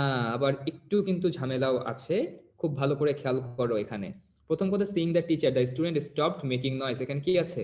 Student শব্দটা আছে। তাহলে ভালো করে বুঝো, স্টুডেন্ট শব্দটা আছে, স্টুডেন্টস না। তাহলে সি নাম্বারটা কিন্তু অ্যান্সার হয় না। The students stop making noise, তাহলে এখানে দে আছে, তাহলে সি নাম্বারটা ভুল। তাহলে অ্যান্সার কি হতে পারে? বি নাম্বার অথবা এ নাম্বার অথবা বি নাম্বার, এখানে কোনোটাই অ্যান্সার নাই। অ্যান্সার হওয়া উচিত ছিল এখানে নান অফ দিস। কেন এ বি হবে না আমাকে একটু জানাই দাও তো, বলো তো আপু ভাইয়েরা, কেন এ বি কোনোটাই না? এখানে অ্যান্সার হওয়া উচিত ছিল নান অফ দিস। আমাকে বলো যে এ বি কেন হবে না? ভেরি গুড, এখানে দে আছে। স্টুডেন্টের প্রোনাউন রেফারেন্সিং কিন্তু দে হয় না, এখানেও দে হয় না। তার মানে কি, আমরা যারা অ্যান্সার করছি সবারই ভুল। তার মানে এখানে প্রশ্নে টাইপ করতে একটু ভুল হয়ে গিয়েছিল হয়তো আমাদের। তাহলে অ্যান্সারটা হবে নান অফ দিস। ঠিক আছে, সবাই মাথায় রেখো। সবাই বুঝছি তো যে অ্যাজ দ্য স্টুডেন্ট যেহেতু আছে, এখানে হি অথবা সি বসতো, এখানেও হি অথবা সি অথবা স্টুডেন্টস থাকতো। আর এখানে যেহেতু স্টুডেন্টস আছে এই জন্য দে, এটা ঠিক আছে। কিন্তু ওই বাক্যে তো স্টুডেন্ট বলা আছে, স্টুডেন্টস বলা নাই। তাহলে সবাই বলো, বুঝছো কিনা আপু ভাইয়েরা, যে এটার অ্যান্সার কিন্তু কোনোটাই হবে না, নান অফ দিস হবে অ্যান্সার। ঠিক আছে, নান অফ দিস হবে অ্যান্সার। এই জন্যই তো বলি কেন হয় না। Exactly, okay, thank you so much. Sorry for the inconvenience. আমরা একটু সামনের দিকে চলে যাই। ঠিক আছে, ওকে। তারপরে দেখি ভাই, পরীক্ষা আসলে কি করব? পরীক্ষায় ধরো তোমাদের উদ্ভাসের পরীক্ষায় তো এমসিকিউ আসবে, তোমাদের তো এসএসসি পরীক্ষায় এমসিকিউ আসবে না, তো এই ভয়টা নাই। আর উদ্ভাসের পরীক্ষায় এমসিকিউতে যদি দেখো যে ভুল উত্তর কোনোটাই অপশন না, সেটা অ্যান্সার করবা না। অ্যান্সার করলে ওটাকে অটো নাম্বার দিয়ে দেওয়া হবে কোনোটাতে যদি অ্যান্সার না থাকে। ঠিক আছে, পরীক্ষা এরকম আসলে দাগাবা না, দাগাইলেও কোনো সমস্যা নাই, বাট না দাগানোটা বেটার। ঠিক আছে, ওকে। তাহলে এটা হচ্ছে সামনের দিকের কথা। একটু আমরা চলে যাই, দেখি 5 নাম্বার নিয়ম। 5 নাম্বার নিয়মটা কি দেখো, যখন the sum is easy enough to solve the student, এইরকম যখন থাকে, ইজি ইনাফ শব্দটা বসছে, ইনাফ থাকলেও আমরা সেটাকে সো দ্যাট এর নিয়ম অনুযায়ী করি। কোন নিয়ম অনুযায়ী করি? সো দ্যাট এর নিয়ম অনুযায়ী করি। দেখো, the sum is easy enough to solve for the students, এটাকে কমপ্লেক্স করার সময় বলতে পারি the sum is so easy that the students can solve it. তার মানে ইজি এনাফ ব্যাপারটা কিন্তু too easy to solve it ব্যাপারটা এরকমই। তার মানে একটু আগে যে নিয়মটা করেছিলাম too dot dot dot too, ওই নিয়মটা আর ইজি এনাফের নিয়মটা সেম। কমপ্লেক্স করতে গেলে the sum is so easy that the students can solve ইট, এটা অ্যান্সার হবে। আর এটাকে যদি কম্পাউন্ড করতে চাই, তাহলে the sum is very easy, যেভাবে একটু আগে করেছি সোটা উঠে যায়, এখানে ভেরি বসবে, দ্য স্টুডেন্টস ক্যান সলভ ইট। আগের মতোই মডেল অক্সিলারি, আগের মতোই সো, আগের মতোই দ্যাট, আগের মতোই কম্পাউন্ডের ক্ষেত্রে তোমার কি বসছে? এখানে ভেরি বসছে। আর এখানে বলো তো, এখানে অ্যান্ড দিব নাকি অ্যান্ড সো দিব? বলো, অ্যান্ড দিব নাকি অ্যান্ড সো দিব, কোনটা দিব? ভেরি গুড, এখানেও আমরা দিব কি? অ্যান্ড সো দিয়ে দিব। গুড, ভেরি গুড, এখানেও হবে আমাদের অ্যান্ড সো। তারপরে নিয়মটা খেয়াল করে দেখো, ইনস্পাইট অফ কিংবা ডেসপাইট যদি দিয়ে কোনো বাক্য শুরু হয়, তো ইনস্পাইট অফ ভালো করে মাথায় রাখবা। পরীক্ষা স্টুডেন্টরা কোথায় ভুল করে? সবাই পারি আমরা, আমরা যারা আছে আমাদের ভিতরে অনেকেই আছে, ছেলেপেলে কোথায় ভুল করে জানো? ইনস্পাইট অফ কে এভাবে লেখে, নাম্বার সে 0 পেয়ে আসে, আসার পরে কান্নাকাটি করে, যে বলে আমি তো ঠিক লিখছি, আমাকে টিচার নাম্বার দেয় নাই। কিন্তু ভুলটা কোথায় আপু ভাইরা বলো তো? এখানে যে লিখছি আমি, এখানে ভুলটা কোথায় একটু আমাকে লিখে জানাও। বলো যে ভুলটা কোথায় ইনস্পাইট অফে? আমি যে শব্দটা লিখেছি, ভেরি গুড রুদ্র, হ্যাঁ, একটা গ্যাপ থাকবে, স্পেস থাকবে, ভেরি গুড। এটা অনেকেই জানো না, তোমাদের অনেকের খাতা দেখলে তাই মনে হয় ইন স্পাইট আলাদা, এরপরে অফ আলাদা। অনেকে কি লিখি? ডেসপাইট অফ একসাথে লিখি। তাহলে এখানে ভুল কোথায়? এখানেও একটা স্পেস দিতে হবে না আপু ভাইরা বলো তো? ডেসপাইট অফ এর মাঝখানে ডি এর পর একটা স্পাইট দিতে হবে না বলো তো? কি করতে হবে? এখানে ভুলটা কোথায়? এখানে ভুলটা কোথায়? হ্যাঁ, অফ হবে না, ভেরি গুড। তাইলে ইনস্পাইট অফ অথবা ডেসপাইট এদের মানে কি? এদের মানে হচ্ছে সত্ত্বেও। তাইলে এইটা ভুল, এইটা কারেক্ট, এটাও কারেক্ট। শুধু ডেসপাইট বলা হয় আর ইনস্পাইটের পরে অফ বলা হয়, ডেসপাইটের পরে কিন্তু অফ বলা হয় না। তাহলে দেখো, in spite of he is working hard, he could not succeed in life. তাহলে তোমাদেরকে একটা বাক্য দেই, দেখি বাক্যটা কে পারছো তোমরা। He did not buy the shirt despite the price was low. এই বাক্যটাতে কোথায় ভুল আছে? আমাকে টাইম দিচ্ছি 30 সেকেন্ড, ঠান্ডা মাথায় ভেবে শুনে মানে ভেবে চিন্তে আমাকে লিখে জানাও যে ভুলটা আসলে কোন জায়গায় আছে। ভাইয়া বল। ভাইয়া ডিস্পাইট হবে নাকি ডেসপাইট? একসাথে হবে। ডেসপাইটটা একসাথে লেখা হয়, ইনস্পাইটটা আলাদা লেখা হয়। দুইটাই নেগেটিভ না, এরকম কোনো ভুল না। দ্য প্রাইস হাই না। ওকে, অনেকেই পারতেছো, ভেরি গুড। ডেসপাইট সেন্টেন্সের শুরুতে বসবে, কে বলছে সব কথা? ডেসপাইট লাস্টে বসতে পারে, কোনো সমস্যা নেই। অফ হবে, ডেসপাইটের পর অফ বসে। দেখো মাত্রই পড়ালাম তোমাদেরকে, তাহলে কান্না কার পায় বলো? এমনি কি মাঝে মাঝে বকাঝকা করি তোমাদেরকে? স্টুডেন্টরা যদি না পারে তাহলে টিচারের তো খারাপ লাগতেই পারে, বলো। মাত্র পড়ালাম যে ডেসপাইটের পর কোনোদিন অফ বসে না, ইনস্পাইটের পর অফ বসে, ছেলেপেলে বলতেছে এখানে ডেসপাইট অফ হবে। ভেরি গুড রাহি, সুন্দর কথা বলেছো। সামি হয়েছে, ভেরি গুড। মেধা হয়েছে। প্রেমা, সুন্দর কথা, তোমাদের খুব ভালো লাগলো, ঠিক আছে। সামি তোমার নামও নিলাম। হ্যাঁ, নুজহাত, ঠিক আছে। হ্যাঁ সামিয়া, দেখেছি তোমারটা, থ্যাংক ইউ সো মাচ। আমাকে একটু জানায় দাও তো আপু ভাইয়ারা, যে ডেসপাইট অথবা ইনস্পাইট অফ এরা কোন ধরনের বাক্যে বসে? সিম্পল, কমপ্লেক্স নাকি কম্পাউন্ড? কোন ধরনের বাক্যে বসে ডেসপাইট অথবা ইনস্পাইট অফ? একটু জানায় দাও চ্যাট বক্সে দ্রুত। সিম্পল, কমপ্লেক্স নাকি কম্পাউন্ডে? ভেরি গুড, এটা সিম্পল সেন্টেন্সে বসে। তাহলে সিম্পল সেন্টেন্সে ক্লজ কয়টা থাকে? একটা নাকি দুইটা? বলো, সিম্পল সেন্টেন্সে কয়টা ক্লজ থাকে? একটা নাকি দুইটা? ভেরি গুড, সিম্পল সেন্টেন্সে ক্লজ থাকে একটা। এই বাক্যে কয়টা ক্লজ আছে বলো? এই বাক্যে কয়টা ক্লজ আছে? বাক্যটায় এই যে বাক্যটা লিখেছি এখানে কয়টা ক্লজ? এখানে দুইটা ক্লজ আছে। তার মানে কি ডেসপাইট এর পরে কি কখনো ক্লজ বসে? চিল্লায় জানায় দাও, ডেসপাইট এর পরে ক্লজ বসে কি বসে না? ডেসপাইট এর পরে কিন্তু কখনোই কোনো ক্লজ বসে না। কি বসে? ফ্রেজ বসে ডেসপাইট এর পরে। যেমন দেখো এখানে যে বাক্যটা বলেছিলাম, in spite of his working hard, এটা কি কোনো ক্লজ? বলো, এটা কি কোনো ক্লজ কিনা? ডেসপাইট হিজ ওয়ার্কিং হার্ড, এটা কি কোনো ক্লজ? না, ক্লজ না। এগুলোকে কি বলা হয়? ফ্রেজ বলা হয়, কারণ এর ভেতরে কোনো ফাইনাইট ভার্ব নাই। তাহলে ফাইনাইট ভার্ব না থাকলে সেটাকে আমরা ক্লজ বলতে পারি না? পারি না। তার মানে এই বাক্যটার ক্ষেত্রে আমাদের অ্যান্সারটা কি হবে? He did not buy the price despite the price being low হতে পারে, ডেসপাইট লো প্রাইসও বলতে পারো তুমি। তো যাই হোক না কেন, মাথায় রাখবা ডেসপাইট কিংবা ইনস্পাইট অফ এর পরবর্তীতে কখনোই ফাইনাইট ভার্ব যুক্ত কোনো বাক্য, অর্থাৎ যেটাকে আমরা ক্লজ বলে থাকি, ক্লজ বসবে না। বসলে ফ্রেজ বসবে। ঠিক আছে, এটাই হচ্ছে মূল কথা। ভাইয়া ফ্রেজটা একটু ক্লিয়ার করে দিবেন। ভাই ফ্রেজ চিনবা, ফ্রেজের ক্লাস আছে তোমাদের সামনের দিকে, তো এক ক্লাসে তো আর সব শেখানো যাবে না। তো দেখো, ইনস্পাইট অফ কিংবা ডেসপাইট থাকলে সেটাকে কমপ্লেক্স করার সময় আমরা দো অথবা অলদো ব্যবহার করব। আর হচ্ছে তোমার যদি কম্পাউন্ডের ক্ষেত্রে যদি আমরা করতে যাই তাহলে সেক্ষেত্রে কি করব? কম্পাউন্ড করতে গেলে মাঝখানে আমরা বাট বসাই দিব। তাহলে দেখো, দো অলদোটা বসবে হচ্ছে শুরুতে, ক্ষেত্র বিশেষে মাঝেও বসতে পারে, দ্যাট ডাজন্ট ম্যাটার। মাথায় রাখবো ইনস্পাইট অফ কিংবা ডেসপাইট থাকবে সিম্পলে, কমপ্লেক্সে সেটা হয়ে যাবে দো অলদো, কম্পাউন্ডে হয়ে যাবে সেটা বাট। তাহলে though he worked hard he could not succeed in life, অথবা এটা অ্যান্সার করতে পারি কম্পাউন্ডে, he worked hard but could not succeed in life. তো গত ক্লাসে বলেছিলাম দেখো, এই বাক্যে তো দুইটা সাবজেক্ট নাই, তাহলে কি কম্পাউন্ড হয়েছে? বলো। ফারহানা, এই যে তোমার নাম দিলাম, বলো। এই বাক্যে হ্যাঁ হি কে কমন নেওয়া হয়েছে, থ্যাংক ইউ সো মাচ। এখানে হি কে কমন নেওয়া হয়েছে, তাহলে হি worked hard but could not succeed in life, এটাই হয়ে যাবে হচ্ছে অ্যান্সার। আমরা সাবজেক্টটাকে কমন নিয়েছি। তাইলে বলো, যে 6টা নিয়ম পড়লাম, এই 6টা নিয়ম বুঝছি কি বুঝি নাই? আপু ভাইয়েরা একটু জানাই দাও তো, আপু ভাইয়েরা বুঝছি কিনা? হ্যাঁ মেধা, তোমার নামও নিলাম, কোনো সমস্যা নেই, সবার নামই পড়তেছি। 6টা নিয়ম কিন্তু বুঝছি, তাই না? আলহামদুলিল্লাহ, যদি বুঝে থাকি খুবই ভালো। আর যদি না বুঝে থাকি তাহলে ভিডিওটা আরেকবার দেখে নিব, বাসায় ভালো মতো পড়তে হবে। ঠিক আছে, ওকে। তাহলে আমরা একটু সামনের দিকে চলে যাই। তাহলে এখানে দেখো 7 নাম্বার 8 নাম্বার যে নিয়মটা আছে, present participle phrase. Present participle phrase, I saw the girl going to the cafe. এই বাক্যটাতে পার্টিসিপল কোন বাক্যটা বলো তো? I saw the girl going to the cafe, এই বাক্যতে পার্টিসিপল কোনটা? ও ভাই ব্রেক, লাফিন লিখছো। হ্যাঁ ভাইয়া ব্রেক দিব, আর একটু পর, একটু ওয়েট করো, অর্ধেক ক্লাসটা শেষ হোক তারপরে। হ্যাঁ, গোয়িং, এটা হচ্ছে পার্টিসিপল। যদি প্রেজেন্ট পার্টিসিপল হয় তোমার কি, তাহলে সেক্ষেত্রে সেটাকে চেঞ্জ করার জন্য আমরা কি করব, কমপ্লেক্স করার সময় হু হুইচ দ্যাট ব্যবহার করতে পারি। যেমন দেখো, I saw the girl going to the cafe, রাস্তা দিয়ে কে হেঁটে যাচ্ছিল?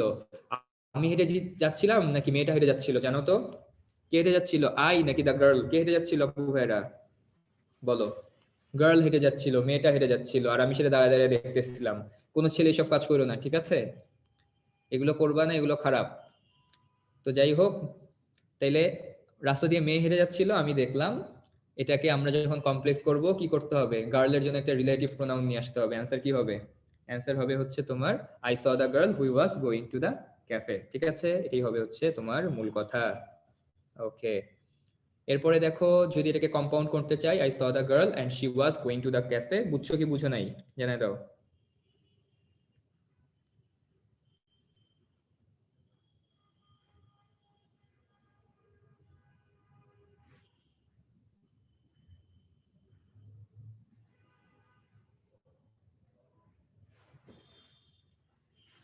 ওকে, থ্যাংক ইউ। তাইলে হচ্ছে দেখো, যদি প্রেজেন্ট পার্টিসিপল হয় সেটাকে কমপ্লেক্স করতে গেলে আমরা কি করব, রিলেটিভ প্রোনাউন নিয়ে আসবো, হু হুইচ অথবা দ্যাট, অথবা কম্পাউন্ড যদি করি সেক্ষেত্রে। তো আচ্ছা ভাইয়া, দ্যাট এর উদাহরণটা দেন। দেখো, হুইচ এর উদাহরণটার ক্ষেত্রে তুমি দ্যাট এর উদাহরণটাও তুমি ইউজ করতে পারো হু হুইচ এর ক্ষেত্রে। যেমন I saw a bird flying in the sky. I saw a bird flying in the sky. এটাকে আমরা কিভাবে ইয়া করব? আই স আ বার্ড, এখানে কি করতে পারি আমরা? এটাকে কিন্তু দ্যাট দিয়ে করতে পারি।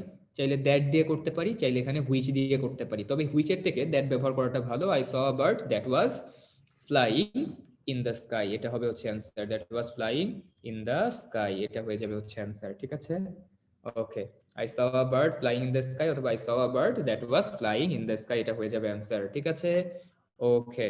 তাহলে দেখো, এরপরে 8 নাম্বারটা ইন অর্ডার টু যদি থাকে, তাহলে ইন অর্ডার টু থাকলে ওই একই নিয়ম, সো দ্যাট এর নিয়ম দিয়ে করতে পারি। We went to market to buy a calculator, answer হবে I went to market so that I could buy a calculator. তো সো দ্যাট হয়ে গেছে, এখানে কুড কেন বসছে? এখানে ওয়েন্ট পাস্ট টেন্স, তাহলে ক্যান থেকে কুড হয়ে গেছে। তেমনি we eat in order to live, এটাকে করতে পারি we eat so that we can live. তাইলে এখানে ক্যান বসছে, এখানে কুড বসছে, তার মানে প্রেজেন্ট টেন্স হইলে আমরা মডেল হিসেবে ক্যান ব্যবহার করব, পাস্ট হইলে মডেল হিসেবে আমরা কুড ব্যবহার করব। এটা হচ্ছে মূল কথা। এরপরে দেখো, কম্পাউন্ডে যদি চলে যাই, দেখো I went to market and so I could buy a calculator. And so কেন বসছে? আমি মার্কেটে কেন গিয়েছিলাম? একটা ক্যালকুলেটর কিনতে। তার মানে কি, একটা কজ এন্ড ইফেক্ট রিলেশনশিপ আছে, এই জন্য কিন্তু এখানে অ্যান্ড সো শব্দটা বসেছে। তেমন দেখো, উই ইট, আমরা কেন খাই? যাতে বাঁচতে পারি। We eat and so we can live, এটা হবে হচ্ছে অ্যান্সার। ঠিক আছে, ওকে। I wanted to buy a calculator and so I went to the market. Is it correct? Exactly, it is correct. ঠিক আছে ভাইয়া, কখন হুইচ দিব, কখন দ্যাট ব্যবহার করব? যেই সকল জায়গায় হুইচ ব্যবহার করতে পারো সেই সকল ক্ষেত্রেই তুমি দ্যাট ব্যবহার করতে পারো। ইভেন তোমরা এটা জানো কিনা অনেকে, যে যেখানে আমরা হু ব্যবহার করতে, হু এর বদলে কিন্তু দ্যাটও ব্যবহার করা যায়। I saw a girl that was going to the cafe, who এর বদলে যে দ্যাটের ব্যবহার করা যায়, এটা তোমরা জানতা? বলো তো, হু এর বদলে যে দ্যাটের ব্যবহার করা যায়, জানতা কিনা? হ্যাঁ, তার মানে কি, হু থাকুক হুইচ থাকুক, দুইটার বদলেই দ্যাট ব্যবহার করা যায়। বাট তোমাদের লেভেলে, তোমরা তো এখনো ছোট, তো অনেক টিচাররা তোমাদেরকে নাম্বার নাও দিতে পারে, মনে করতে পারে তুমি জানো না দেখে আনসার করছো হয়তো। তো তোমরা ব্যক্তির ক্ষেত্রে হু ব্যবহার করবা, আর অব্যক্তি বা পার্সন না হইলে সেক্ষেত্রে হুইচ ব্যবহার করবা। বুঝতে পারছো? এগুলোর ক্ষেত্রে একটু মাথায় রেখো, তাইলেই হয়ে যাবে। তাহলে আমাদের এই নিয়মটাও গেল।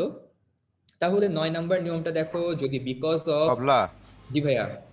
এই যে অনেক স্টুডেন্ট বলতেছে যে ভাইয়া 5 নম্বরটা আরেকবার বোঝান, একটু হালকা, হ্যাঁ, একটু মানে 30 সেকেন্ড মতো রিক্যাপ করে দিও। আচ্ছা ভাই, অনেক, 5 নাম্বারটা আরেকবার বুঝিয়ে হ্যাঁ হ্যাঁ দিচ্ছি। হ্যাঁ। ভালো করে খেয়াল করো 5 নাম্বারটা মাত্র যে ইন অর্ডার টু এর যে নিয়মটা দেখলাম, ইন অর্ডার টু এর নিয়ম আর এই 5 নাম্বারের নিয়ম এবং তোমার টু এর নিয়মটা একই রকম। দেখো অ্যাডজেক্টিভের পরবর্তীতে ইনাফ শব্দটা বসছে। The sum is easy enough to solve for the students. তো যাই হোক না কেন তোমার এখানে ইনাফ শব্দটা বসছে, ইনাফকে এটাকে কিন্তু আমরা এভাবেও লিখতে পারতাম, তাই না? The sum is too easy to solve for the student, এভাবে লিখতে পারতাম না? তাহলে এর আগে আমরা যে নিয়মটা পড়ছিলাম খেয়াল করে দেখো, এখানে 4 নাম্বার নিয়মটা, এটা যে নিয়ম 5 নাম্বারটাও কিন্তু একই নিয়ম। তাহলে ইজি ইনাফ থাকলে সেটাকে আমরা কি করব, ইনাফটাকে উঠাই দিব আমরা, ইজির আগে একটা সো শব্দ বসাবো, এর পরবর্তীতে আমরা কমপ্লেক্স সেন্টেন্স করতে গেলে একটা দ্যাট বসাবো ক্লজ মার্কার হিসেবে, আর কম্পাউন্ড করতে গেলে সোটা উঠে যাবে, এখানে বসবে ভেরি, মাঝখানে দ্যাটটা উঠে যাবে, এখানে বসবে হচ্ছে অ্যান্ড সো। তাহলে তোমার যদি ইনাফ যুক্ত কোনো সিম্পল সেন্টেন্স হয় সেটাকে কমপ্লেক্স করার সময় সো দ্যাট ব্যবহার করব, কম্পাউন্ড করার সময় অ্যান্ড সো ব্যবহার করব। দেখো সবাই বুঝছো কিনা এবার? বলো বুঝছো এবার আপু ভাইরা যারা প্রশ্ন করছিলা যে 5 নাম্বারটা আরেকবার একটু বুঝাই দেন। ফারিহা বড় করে লিখছো নো, কেন বুঝো নাই? আচ্ছা ফারিহাকে একটু আনমিউট করা যায় কিনা, একটু ভাই পারমিশন দিয়েন তো ফারিহাকে, কোথায় বুঝে নাই একটু আমি ওকে বুঝাই দিই তাইলে।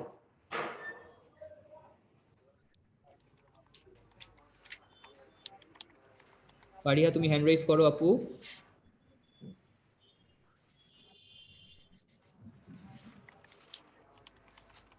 না বুঝলে তো বুঝতে হবে, আমরা বুঝাই দিব।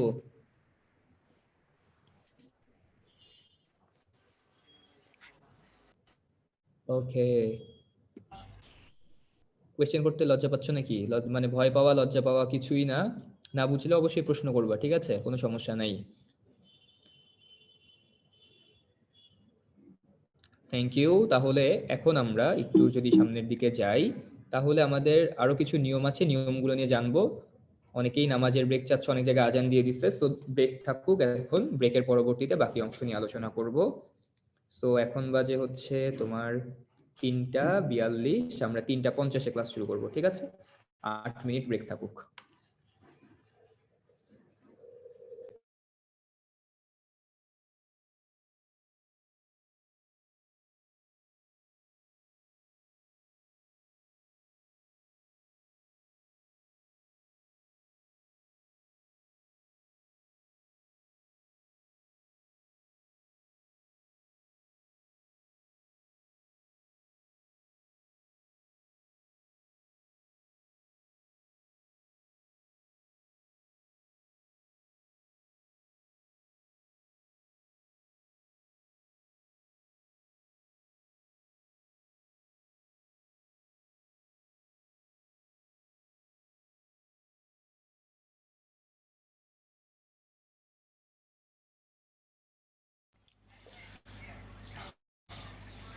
আচ্ছা এলএম ভাইয়া, তুমি একটা প্রশ্ন করছো যে মেন পলিউটস এনভায়রনমেন্ট, এটা ট্যাগ কোশ্চেন কি ডোন্ট দিলে হবে না?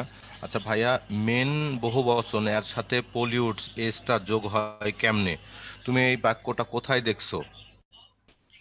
যখন সাবজেক্ট প্লুরাল নাম্বার হয় তখন এই ভার্বের শেষে এস বাই এস থাকে না, তোমার তো বাক্যটাই ভুল। তাহলে আমি ট্যাগ কোশ্চেনের যে অনুসারে তোমাকে দেবো সেটাও ভুল হবে। সুতরাং তুমি আগে বাক্যটা কারেক্ট করো।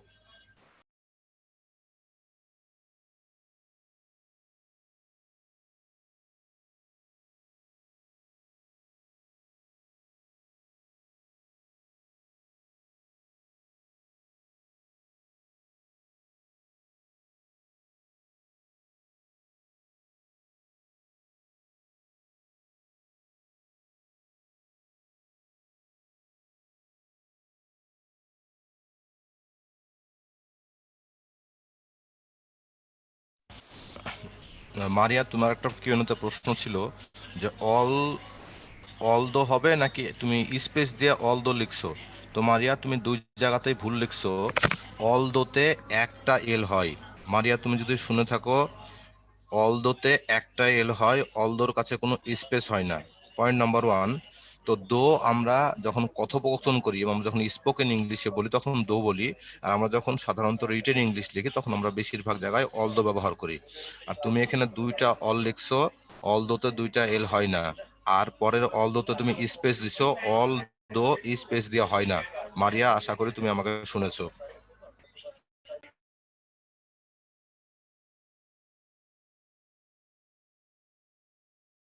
শাওন, পার্টিসিপল হচ্ছে ওই সমস্ত ভার্ব যাদের আগে সাহায্যকারী ভার্ব দিলে ওরা ভার্বের কাজ করে, তাছাড়া ওরা অ্যাডজেক্টিভের কাজ করে। তোমরা নিশ্চয়ই স্মার্টফোন ব্যবহার করো। তুমি যদি স্মার্টফোনের নেটওয়ার্কটা ডিসেবল করে দাও তখন স্মার্টফোনটা হয়ে যায় এন্টারটেনমেন্ট বক্স। আবার যখন তুমি নেটওয়ার্কে অ্যাবল করো তখন এটা কমিউনিকেশন ডিভাইস আর এন্টারটেনমেন্ট একসাথে হয়। তো পার্টিসিপলটা ঠিক ওই রকমই দুইটা কাজ করে। যখন এর আগে সাহায্যকারী ভার্ব থাকে তখন এটা ভার্বের কাজ করে, আর যখন সাহায্যকারী ভার্ব ছাড়া একাই থাকে তখন পার্টিসিপল অ্যাডজেক্টিভ হয়ে যায়। শাওন, আশা করি তুমি শুনতে পেয়েছো।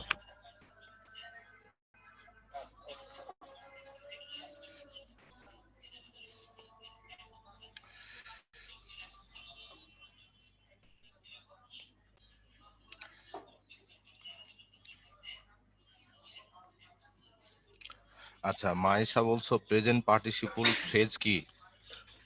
আচ্ছা মাইশা, যখন প্রেজেন্ট, যখন একটা আইএনজি যুক্ত শব্দ পার্টিসিপল হিসেবে ইউজ হয়, এবং যেমন দেখো running, running home, I took rest, এখানে আয়ের সাথে রানিং এর আই টুক রেস্ট এই মানে যে বাক্যটা তার অনেক পূর্বে আছে, সাবজেক্টের পূর্বে আছে রানিং, এটা প্রেজেন্ট পার্টিসিপল, এবং এই রানিং এর সাথে আমরা একটা নাউন ব্যবহার করছি রানিং হোম, এটা মিলে একসাথে হচ্ছে প্রেজেন্ট পার্টিসিপল ফ্রেজ। মাইশা, আচ্ছা ভাইয়া, আজ যে প্রশ্ন করে উত্তর কই দিবে, চ্যাটে নাকি? আচ্ছা, দোহা বলছো যে ভাইয়া যে প্রশ্ন করে করে উত্তর কই দিবে। আচ্ছা মাইয়া, ভাইয়া যদি প্রশ্ন করে তাহলে তোমরা সব সময় রেসপন্সটা চ্যাট বক্সে দিবা। আর হচ্ছে কিউএনএ তে তোমাদের মানে যদি কোনো সমস্যা থাকে, তোমরা বুঝতে পারতেছো না, এরকম কোনো প্রশ্ন হচ্ছে তোমরা কিউএনএ তে পাঠাবা। দোহা, শুনেছো তুমি? আচ্ছা, মুগ্ধ বলছে ভাইয়া পোলটা, আচ্ছা তোমরা যখন তোমাদেরকে একটা জিনিস বলে রাখা ভালো, যখন কোনো পোল চলে যায় তখন কিন্তু পোলের অপশনটা আর আমার মনে থাকে না বা কারোই মনে থাকে না।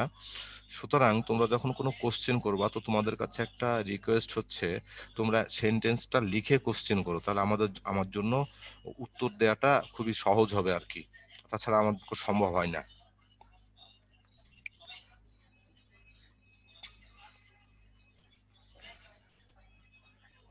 আচ্ছা, আবিদে একটা প্রশ্ন করছো ভাইয়া, কমপ্লেক্সে ইফ থাকলে কম্পাউন্ডে কি হবে?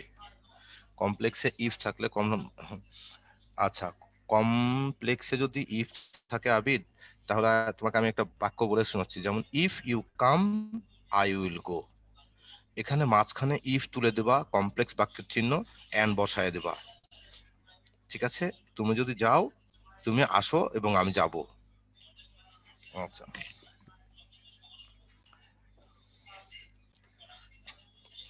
মাইসা লেখছে ইট ইজ আই হু হবে। হ্যাঁ, এটা হবে। এখানে ইট ইজ আই হর্ষই দিয়ে আমরা জোর দিই না যে আমিই পারবো, তুমিই পারবে। এই হর্ষই যখন আমরা একটা নাউন বা প্রোনাউনের সঙ্গে যোগ করতে চাই তখন ইংরেজি ট্রান্সলেশন অনুযায়ী ওর আগে ইট ইজ দিয়ে ওইটাকে এমফ্যাসিস দেয়া হয়। আশা করি বুঝেছো। হ্যাঁ, এটা কারেক্ট।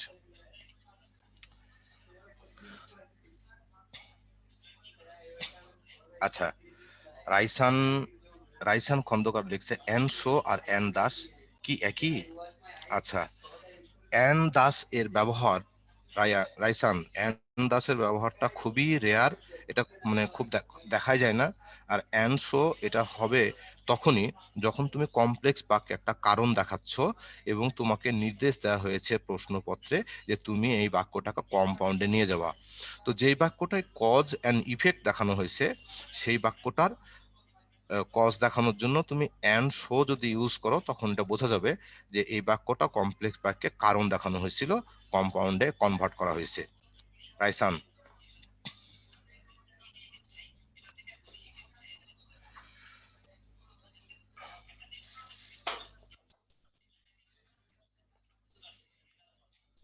আচ্ছা, আপন বলছে যে is there any problem if I write so that instead of and so. Apon, তুমি একটু ভালো করে শোনো ভাইয়া, সো দ্যাট দ্বারা পারপাস বোঝায়, সো দ্যাট দ্বারা পারপাস বোঝায় আর অ্যান্ড সো দ্বারা কারণ বোঝায়। এখন বলো কারণ আর পারপাস কি এক? কারণ আর পারপাসটা অনেক সময় এক না। হ্যাঁ,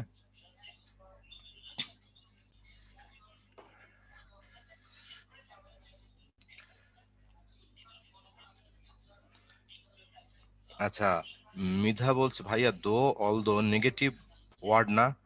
ভাইয়া দো অল দো নেগেটিভ ওয়ার্ড না, তবে তো একটা জিনিস বলি, যেই বাক্যে দো অল দো ইউজ হয় সেই বাক্যে একজনের দুইটা কোয়ালিটি উল্লেখ থাকে। একটা কোয়ালিটি হচ্ছে একটু দুর্বল টাইপের, আর একটা কোয়ালিটি হচ্ছে একটু মানে বেশি বেশি গুরুত্বপূর্ণ। যেমন একটা কোয়ালিটিকে তুমি ত্রুটিপূর্ণ বলতে পারো, আর একটা কোয়ালিটিকে তুমি একটু হাইলাইটেড বলতে পারো।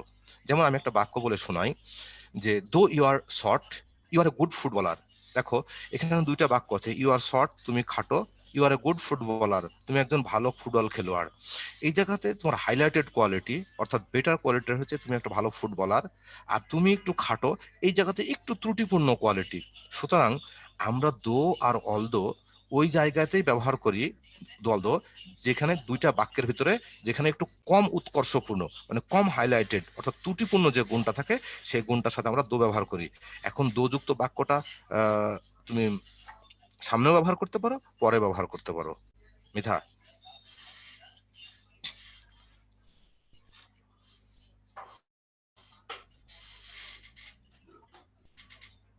আচ্ছা, মাহি লিখছে যে I wanted to buy a calculator so I went to market. এভাবে হবে না। হ্যাঁ মিঠা, এভাবে হবে। এখানে তুমি দেখো শো মাঝখানে দিয়েছো। হ্যাঁ, I wanted to buy a calculator একটা independent clause, I went to the market একটা independent clause. So you are absolutely right.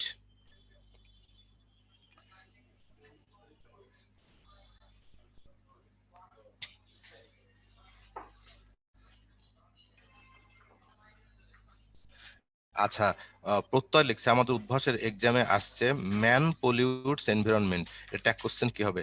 হ্যাঁ প্রত্যয় তুমি ঠিক লিখছো। এর আগে এই বাক্যটা আমি 3বার পাইছি, সবাই লিখতেছে ম্যান, মেন, MEN বহু বচন। তো প্রত্যয় তুমি যেটা লিখছো ওই বাক্যটা ঠিক আছে, ম্যান পলিউটস এনভায়রনমেন্ট।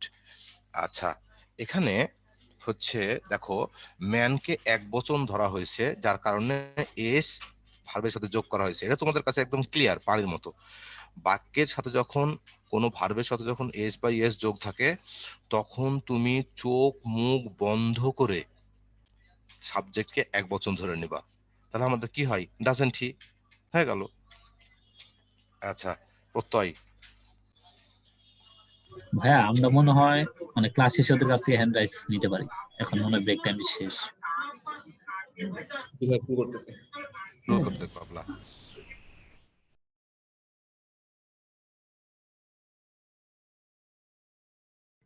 ওকে, ব্রেক টাইম শেষ, আমরা আবার আমাদের ক্লাসে চলে যাই। তো দেখো যে নিয়ম পর্যন্ত ছিলাম আমরা 9, 10, 11 দুটো নিয়ম, 3টা নিয়ম বাকি আছে।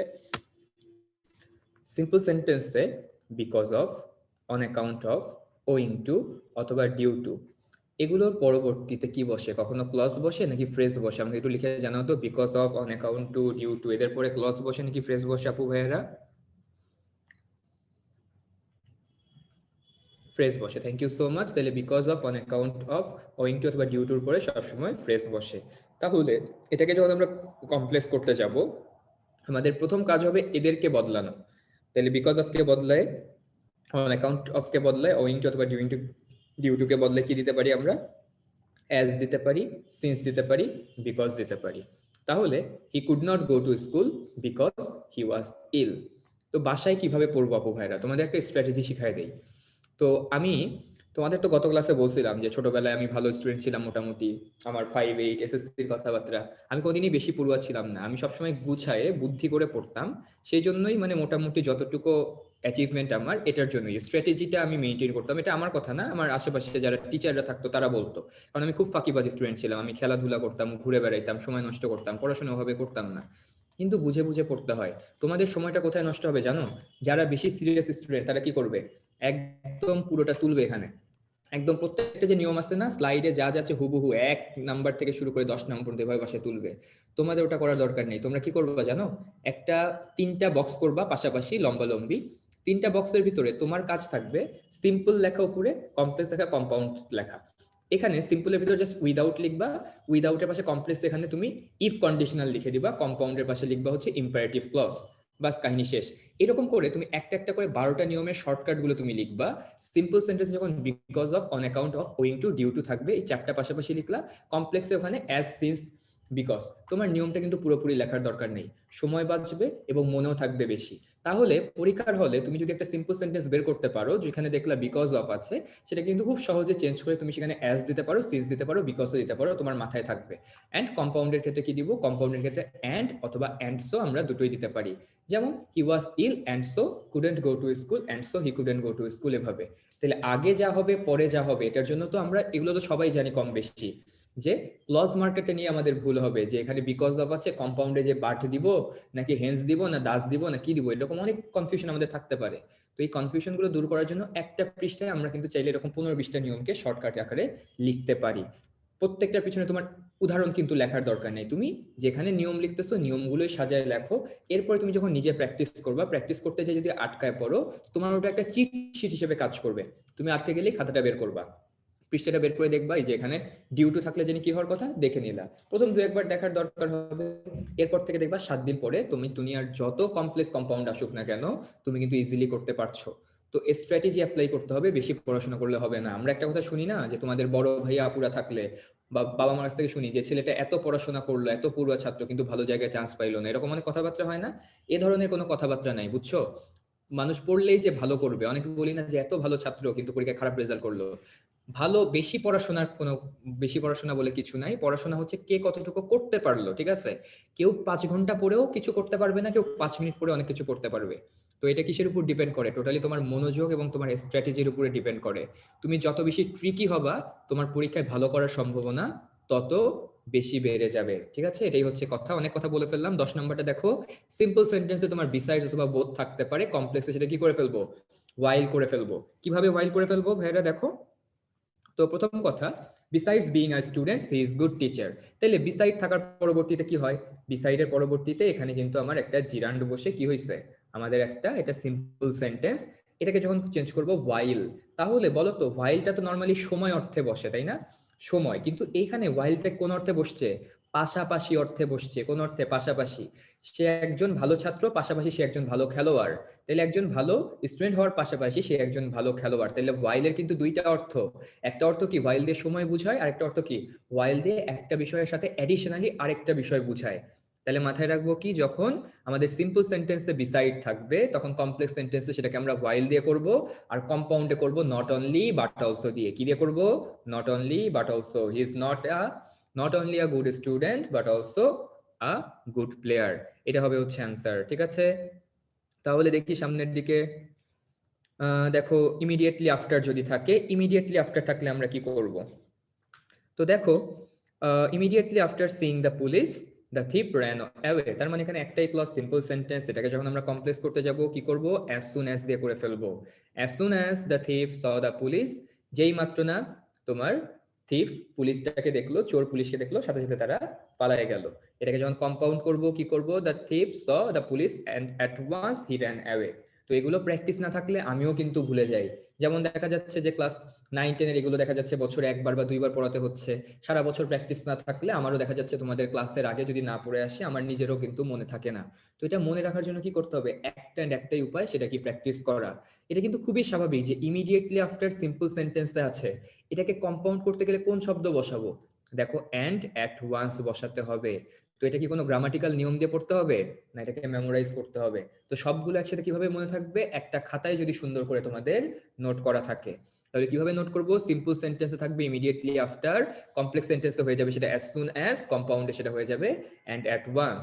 তাহলে দেখো immediate after seeing the police the thief ran away, এটাকে কমপ্লেক্স করলে কি দাঁড়ায়, as soon as the thief saw the police he ran away, আর কম্পাউন্ড করলে কি দাঁড়াচ্ছে, the thief saw the police and at once he ran away। এটাই হচ্ছে মূল কথা। তাহলে আমাদের ট্রান্সফরমেশনের ক্ষেত্রে সবচেয়ে ইম্পর্টেন্ট পার্ট কোনটা, ভার্ব চেঞ্জ করা না ভাইয়া, সাবজেক্ট নিয়ে আসা না ভাইয়া। টেন্স মিল রাখা এটাও না। তাহলে কোনটা সবচেয়ে ইম্পর্টেন্ট? ক্লজ মার্কার আইডেন্টিফাই করা, যে কোনটার বদলে কোন ক্লজ মার্কার বসাবো। সো এটার পেছনে কিন্তু কোনো আমাদের ব্যাখ্যা নাই, এগুলো কিন্তু গ্রামারের সাধারণ নিয়ম অনুযায়ী আমাদেরকে মেমোরাইজ করতে হবে। ইমিডিয়েটলি আফটার থাকলে কি, অ্যাজ সুন অ্যাজ থাকলে কি, অ্যান্ড অ্যাট ওয়ান্স থাকলে কি, এই জিনিসগুলো খুব ভালো মতো আমাদের মাথায় রাখতে হবে। ঠিক আছে, এটাই গেল মূল কথা। তো দেখি একটু সামনের দিকে চলে যাই। দেখো এখানে বাকি নিয়মগুলোকেই সাম আপ করে দেওয়া আছে, যেটা তোমাদের গত ক্লাসেও ছিল। তো একই নিয়মগুলোই এখানে তোমাদের উদ্দেশ্যে আবার, এর আগে যেমন বক্সের ভিতর লেখা ছিল, এখানে ডিটেইলসে লেখা আছে তোমাদের সুবিধার্থে। কারণ তোমরা যখন পরবর্তীতে পড়বা, অনেকে হয়তো ভিডিও ক্লাসটা শুনবা না, এত ধৈর্য নাই, তারা স্লাইডটা দেখলেও এই নিয়মগুলো বিস্তারিত আকারে পাবা। তো যাই হোক, এগুলো নিয়ে আর তাহলে কথা বলবো না। একটা পোল লঞ্চ করছি তোমাদের উদ্দেশ্যে, পোল নাম্বার 3। দেখি কে পারো poll number 3 on your screen, সবাই অ্যান্সার করো। ভাই আমরা রুলস পড়বো নাকি প্র্যাকটিস করবো? রুলস একবার পড়ে নিয়ে তারপর প্র্যাকটিস করবা।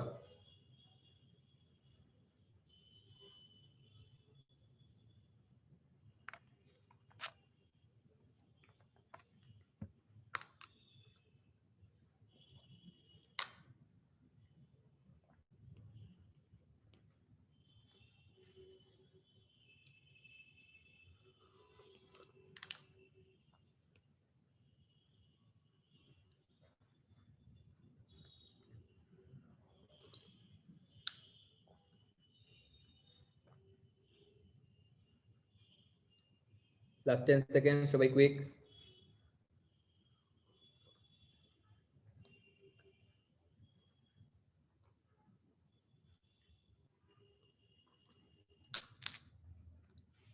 হ্যাঁ, নো সুনার হেড দিয়েও করা যায় ভাইয়ারা, নো সুনার হেড দিয়েও করা যায়। যাই হোক, টাইম ইজ আপ, আমরা একটু দেখে নেই। তো প্রথম কথা, আপু ভাইয়েরা বেশিরভাগই ভুল করেছো, মাত্র 14% কারেক্ট হয়েছে। মাত্র 14% স্টুডেন্ট কারেক্ট অ্যান্সার করেছো, মাত্র 14। খুব আফসোস, সমস্যা নাই। এটার অ্যান্সার কি হবে? অ্যান্সার হবে বি নাম্বারটা। ঠিক আছে, তাহলে এটা অ্যান্সার কি হবে? তোমার বি নাম্বারটা, he will go unless he is compelled. ঠিক আছে, ও না না না, হি ইজ নট গো। আচ্ছা, he will not go unless he is completed. C নাম্বারটা অ্যান্সার হবে। সরি, তোমাদের 32% কারেক্ট অ্যান্সার করছো, বাকি 68%-এর উত্তর ভুল। অ্যান্সার হবে সি নাম্বারটা। কোনটা হবে? সি নাম্বারটা অ্যান্সার হবে। তারপরেও কিন্তু অনেকের ভুল গেছে। তো দেখো, তাহলে প্রথম কথা ভাইয়া, মানে he will only go after compulsion. Compulsion শব্দের অর্থ কি? তোমার জোরাজুরি করা, কাউকে হচ্ছে খুব বেশি পরিমাণে তুমি হচ্ছে বাধ্য করতেছো যাওয়ার জন্য। মানে ধরো কেউ বাসায় এসে বসছে, আমার কালকে পরীক্ষা, আর যাইতেই চাইতেছে না, পাশের বাসার আন্টিরা এসে বসছে যে ভাবি কি অবস্থা, আপনার ছেলের পরীক্ষা কালকে, কেমন পড়াশোনা করছে, চান্স কি পাবে নাকি, তোমার তো বিরক্ত লাগতেছে। তো এখানে তাহলে ধরে নাও এখানে হি জায়গায় সি আছে, তখন তুমি কি করবা? তখন তুমি বল প্রয়োগ করতে বাধ্য হবা, এমন কিছু বলবা যাতে আন্টি চলে যায়, তাই না? তো এটাকে আমরা কম্পালশন বলি, অর্থাৎ কোনো কিছুর জন্য কাউকে মানে ইনফোর্স করাকে যেটা বলা হয় ওটাকে কম্পালশন বলা হয়। তার মানে কি, সে তখনই যাবে যখন তাকে কম্পাল করা হচ্ছে। তাহলে কম্পালশন কি? এটা একটা নাউন, এটাকে ভার্ব করলে কি হয়? কম্পেল হয়। কম্পেল থেকে কম্পেলড। তার মানে সে তখনই যাবে যখন তাকে কম্পেল করা হচ্ছে। তার মানে কি, কম্পেলড না করা হলে সে যাবে না, তাই না? এইভাবে বাংলা অর্থকে বোঝার চেষ্টা করবা, তাকে কম্পেল না করা হইলে সে যাবে না। তাহলে হি উইল গো, এটাকে নেগেটিভ করে ফেলবো, হি উইল নট গো।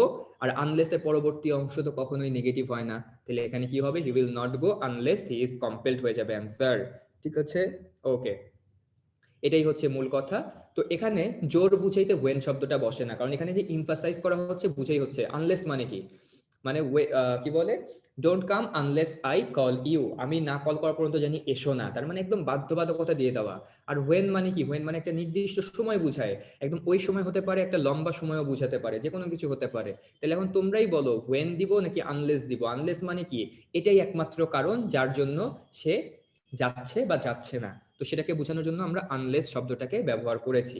সে তখনই যাবে যখন তাকে কম্পাল করা হচ্ছে, অথবা সে ততক্ষণ পর্যন্ত যাচ্ছে না যতক্ষণ পর্যন্ত না তাকে কম্পেল করা হচ্ছে। এটাই হচ্ছে মূল কথা। তাহলে হোয়েন দিলে একটা বড় সময় বুঝায় যায়, তো সেই অর্থে করলে কিন্তু হবে না। তাহলে এটাকে কিভাবে মনে রাখবো ভাইয়া? পরীক্ষার হলে তো এত কিছু মাথায় থাকে না। তো মাথায় রাখার জন্য কি করা যায়? তাহলে নিয়ম জানতে হবে আমাদের। তাহলে অনলি আফটার যদি থাকে কোনো সিম্পল সেন্টেন্সে, সেটাকে কম্পাউন্ড করার জন্য কি করতে হয়? কমপ্লেক্স করার জন্য আনলেস বসাইতে হয়। আনলেস এর পরবর্তী অংশ অ্যাফার্মেটিভ থাকে, আনলেস এর আগের অংশ তখন নেগেটিভ হয়ে যায়। তাহলে আবারও দেখো, অনলি আফটার সিম্পল সেন্টেন্স, এটাকে কমপ্লেক্স করতে গেলে কি বসবে? আনলেস বসবে, পরের অংশটা অ্যাফার্মেটিভ থাকবে, আগের অংশটা নেগেটিভ হবে। ঠিক আছে, ওকে, তাহলে একটু চলে যাই। দেখো এক্সারসাইজ গুলো কিছু দেয়া আছে তোমাদের, এখানে এক্সারসাইজ গুলো তোমরা একটু দেখবা। তারপরে আরেকটা পোল করছি তোমাদের উদ্দেশ্যে, পোল নাম্বার 4, দেখি কে কে বোঝো। Poll number 4 on your screen.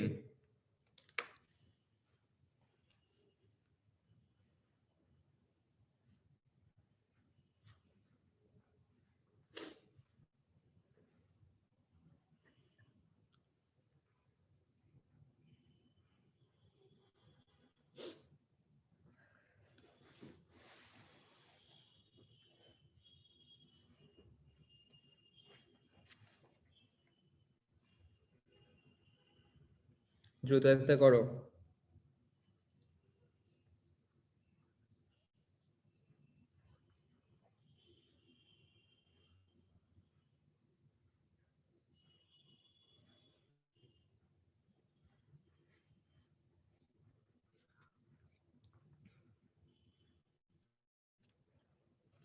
Okay, time is up.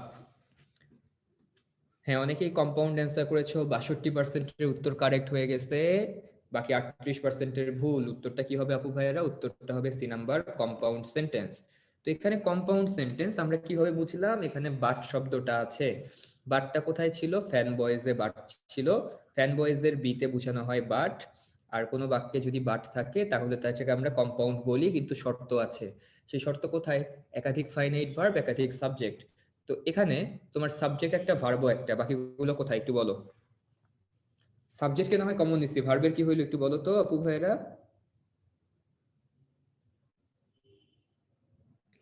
হ্যাঁ, কমন নেওয়া হয়েছে, ভেরি গুড। কি বলেছিলাম? দুইটা জায়গায় যদি কম্পাউন্ড সেন্টেন্সের সাবজেক্ট আর ভার্ব একই থাকে তখন সেটাকে কমন নেওয়া হয়। বাক্যটা আসলে এরকম, he is poor but he is honest. তো এই বাক্যে যেহেতু আমাদের হি এর সাথেও মিল আছে, হি এর, ইজ এর সাথেও মিল আছে, ইজ এর, তো দুটোকে কমন নিয়ে আমরা কি বলতে পারি? এখানে হি আর ইজটা কাটা চলে যাবে, অ্যান্সার হবে he is poor but honest হবে অ্যান্সার, কারণ হি আর ইজটাকে কমন নিয়েছি। তো তাহলে আমাকে একটু এটা জানাই দাও, none but Allah can help us, none but Allah can help আস, এইটা কোন ধরনের বাক্য? সবাই একটু চ্যাট বক্সে জানাও।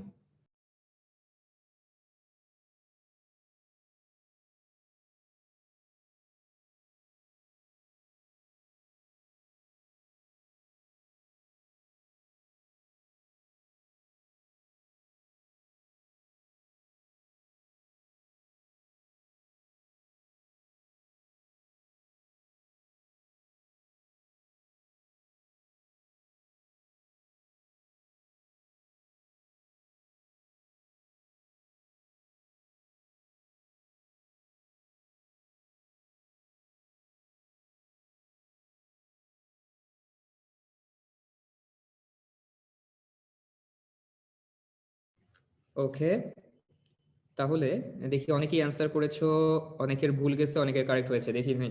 হ্যাঁ, তোমাদের ভিতরে কেউ কেউ বলেছো এটা কম্পাউন্ড সেন্টেন্স, কেউ কেউ বলেছো সিম্পল সেন্টেন্স।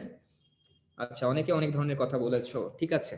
তো প্রথম কথা, এই বাক্যটা একটা simple sentence.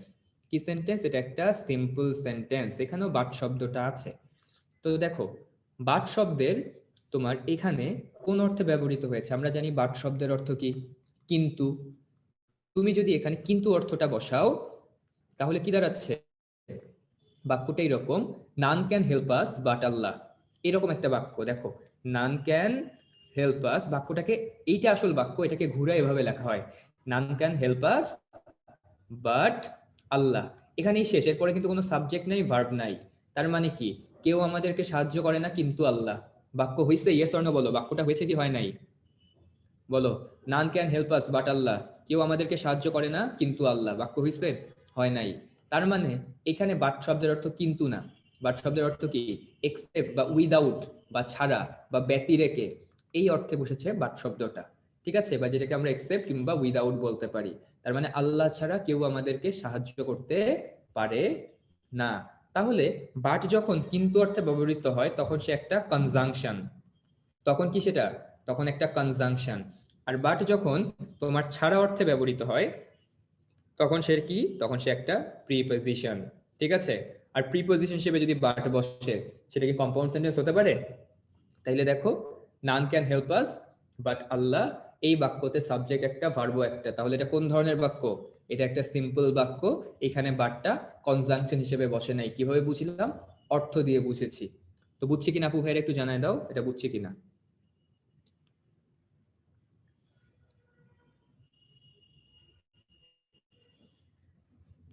Okay, thank you. যদি বুঝে থাকি খুবই ভালো, তাহলে একটু আমরা সামনের দিকে প্রসিড করি। দেখো, এখন তোমাদেরকে দিয়েই দুটো জিনিস সলভ করাবো, দেখি কে কতটুকু বুঝলা। কারণ মানে কি বলে, এখানে তো আমিও তোমাদের খাতা দেখি না, বা তোমাদের যারা ক্লাস নেয় সেসব টিচাররা তো খাতা দেখে না, বাট তোমরা ঠিক কতটুকু বুঝলা তো সেটা তো আমরা বুঝতে পারি না। তো তোমাদেরকে টাইম দিচ্ছি, প্রত্যেকটার জন্য 1 মিনিট করে টাইম থাকবে। তোমরা একটু লেখো, by applying precautionary measures we can prevent কোভিড-19। এটা সিম্পলে আছে, এটাকে আমরা কমপ্লেক্স করব। কমপ্লেক্স করব কিভাবে? সবাই একটু চ্যাট বক্সে লিখে জানায় দাও, ঠিক আছে? সবাই একটু চ্যাট বক্সে লিখে জানাও এটার কমপ্লেক্স কি হবে। 1 মিনিট সময় থাকবে।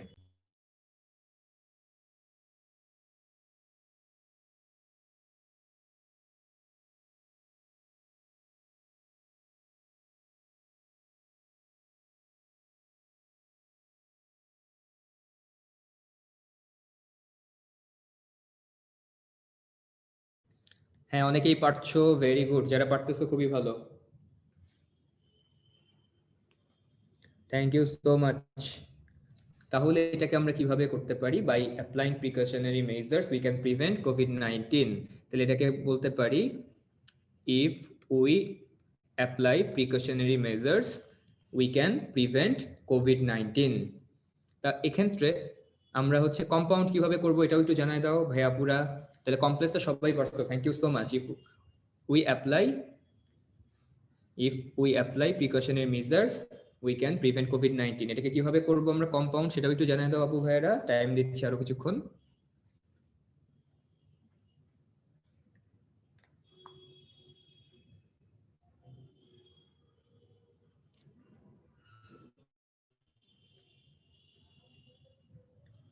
কম্পাউন্ড কিভাবে করব? হ্যাঁ, we apply precautionary measures and so we can prevent কোভিড-19। তাহলে উই অ্যাপ্লাই প্রিকশনারি মেজার্স, এখানে বলতে পারি and so we can prevent কোভিড-19। Thank you so much. তাহলে তোমরা পারবে আশা করছি। খুবই সহজ কিন্তু জিনিসগুলো। দেখি আরেকটা, এটা আজকে তোমাদের জন্য লাস্ট টাস্ক থাকবে। বলো, in the 16th century the Portuguese conquered Maldives and they ruled the country for 15 years. প্রথমে জানায় দাও এটা সিম্পলে আছে, কমপ্লেক্সে আছে নাকি কম্পাউন্ডে আছে? দ্রুত একটু জানায় দাও তো আপু ভাইরা, কোন ফর্মে আছে? সিম্পল, কমপ্লেক্স নাকি কম্পাউন্ড? কোন ফর্মে আছে এটা?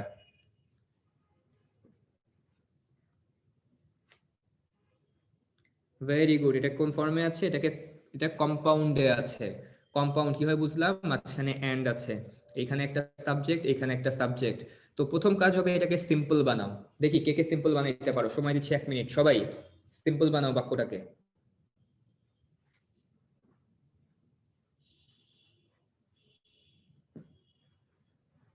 সবাই এটাকে সিম্পল বানাবা।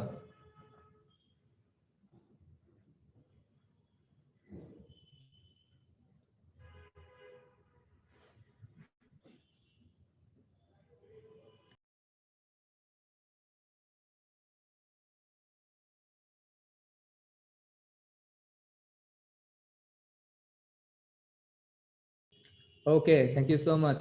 তাহলে আমরা এটাকে কিভাবে বলতে পারি? দেখো, প্রথম কথা, এখানে কনকুয়ার্ড আছে, এটাকে আমরা একটা নন ফাইনাইট ভার্ব বানাই দিব। তাহলে বলতে পারি এখানে কনকুয়ার্ড থেকে আমি এখানে লিখতে পারি কনকুয়ারিং দ্য মালদ্বীপস।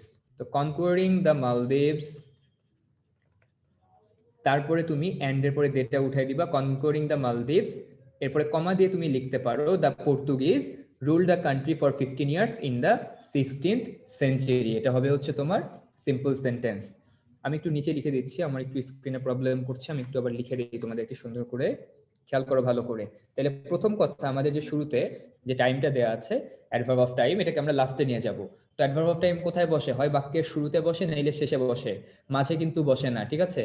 তাহলে আমরা এটাকে কি করতে পারি? প্রথম কথা, কনকুয়ার্ড থেকে এটাকে নন ফাইনাইট ভার্ব হিসেবে কনকুয়ারিং লিখতে পারি, কনকুয়ারিং দ্য মালদ্বীপস। এরপরে আমরা হচ্ছে কি বলবো? The Portuguese ruled the country for 15 years, বাকিটা সেম থাকবে, লাস্টে তুমি লিখে দিবা ইন দ্য 16th century। এটা হবে অ্যান্সার। সবাই বুঝছো কিনা একটু জানা দাও তো আপু ভাইরা, বুঝছি কিনা আমরা? হ্যাঁ সবার হয়েছে। In the 16th century কনকোয়ারিং the মালদ্বীপ দ্য পর্তুগিজ রুল দ্য হ্যাঁ ঠিক আছে ওকে। বাই কনকোয়ারিং দ্য মালদ্বীপ দিলে হবে? হ্যাঁ ভাইয়া পুরা হবে। কারো কোনো কনফিউশন থাকলে প্রশ্ন করতে পারো। হ্যাঁ বাই কনকোয়ারিং দিয়েও তুমি চাইলে করতে পারো, কনকোয়ারিং দিতে পারো, শুধু কনকোয়ারিং দিতে পারো, দুইটাই জায়েজ তোমার জন্য। ইন দ্য 16th century এটাকে শুরুতেও লিখতে পারো, এটাকে শেষেও লিখতে পারো, দুইটাই জায়েজ আছে, কোনো সমস্যা নাই। ঠিক আছে ওকে ভাই। পজিটিভ, কম্পারেটিভ আর সুপারলেটিভ ডিগ্রি এটা নেক্সট ক্লাসে করানো হবে তোমাদের। নেক্সট ক্লাসটা হচ্ছে পজিটিভ, কম্পারেটিভ আর সুপারলেটিভ নিয়ে, খুব ইন্টারেস্টিং ক্লাস, অনেক কিছু শিখবা নেক্সট ক্লাসে। ওকে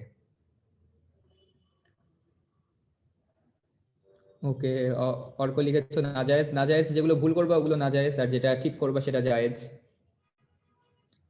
না এখানে টু কনকর্ড দিয়ে শুরু করা যাবে না, এখানে তোমার হচ্ছে ভার্ব প্লাস আইএনজি দিয়ে শুরু করতে হবে। ঠিক আছে তাহলে এখন সিম্পল করতে পারলাম, তোমাদেরকে বলছি এটাকে এখন কমপ্লেক্স করে দেখাও। কারকে দেখাও? তো সবাই এই বাক্যটাকে এখন কমপ্লেক্স করে দেখাও। আমরা কম্পাউন্ড পেলাম, সিম্পল পেলাম, ঠিক আছে?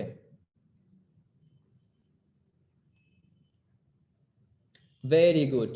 তাহলে শুধুমাত্র একটা কাজ, in the 16th century when দিয়ে করতে পারি, অ্যাজ দিয়ে করতে পারি, সিন্স দিয়ে করতে পারি, তিনটাই জায়েজ। Thank you so much. সবার অ্যান্সার দেখে আমি খুবই খুশি হলাম। যাক তোমাদের ভালোই মনে আছে। তাহলে এটাকে আমরা সিন্স, অ্যাজ, ওয়েন তিনটা দিয়েই করতে পারি, ঠিক আছে? In the 16th century, as the Portuguese conquered the Maldives, they ruled the country for 15 years. ঠিক আছে? Okay, thank you so much. In the 16th century is the time. না এগুলো করার তো দরকার নেই ভাইয়া। In the 16th century ওটা ওর জায়গায় থাকুক না কেন, তুমি বাকি অংশটা নিয়ে ঘাটাঘাটি করবা, কারণ এর ছাড়াই তো তোমার বাক্যে সাবজেক্ট আছে, ভার্ব আছে। তুমি এক্সট্রা করে একটা ভার্ব কেন আসবা? তাহলে তো সেটা কমপ্লেক্স কম্পাউন্ড হয়ে যাবে। ঠিক আছে? তাইলে যারা যারা অ্যান্সার করেছো, অ্যান্সার কারেক্ট হয়েছে, থ্যাংক ইউ সো মাচ। তো বাকি কিছু এক্সারসাইজ আছে, তোমাদের এটা বাসার কাজ থাকবে, তোমরা বাসায় খুব ভালো মতো পড়বা। যদি কোথাও আটকে যাও, নেক্সট ক্লাসে যে আমাদের ক্লাসের শুরুতে যে টাইম থাকে সেই টাইমে এসে আমাদেরকে বলবা, ভাইয়া প্রশ্নটা লিখে দিয়ে, ভাইয়া এটা সিম্পল করতে গেছিলাম, এই যে করছি একটু দেখেন হয়েছে কিনা, ভাই একটা কমপ্লেক্স করছি ভাই একটু চেক করেন হয়েছে কিনা, ভাই কম্পাউন্ড করছি ভাই একটু দেখেন। আমরা কিন্তু এগুলোর উত্তর দেওয়ার চেষ্টা করি যথাসাধ্য। তো এই কাজটা তোমরা করবা, বাসায় পড়বা। কোনটা যদি একান্তই না পারো সেটাও বলতে পারো, ভাই এটা পারি না, একটু দেখায় দেন।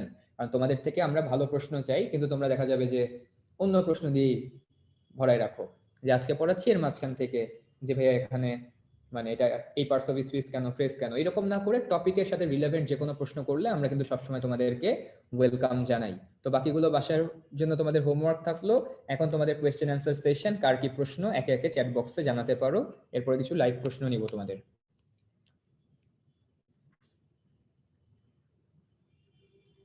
ভাই সিম্পল করার কোনো ইজি ওয়ে আছে? সিম্পল করার ইজি ওয়ে হচ্ছে তোমার যে কোনো একটা ফাইনাইট ভার্বকে নন ফাইনাইট ভার্ব বানানো, তাইলেই সিম্পল হয়ে যায়, আর কিছু লাগে না।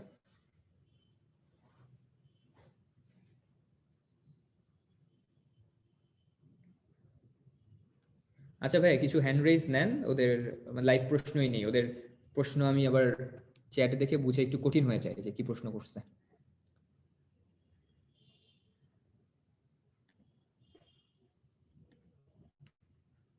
মাসুদ ভাই কয়েকজনকে একটু পারমিশন দিন।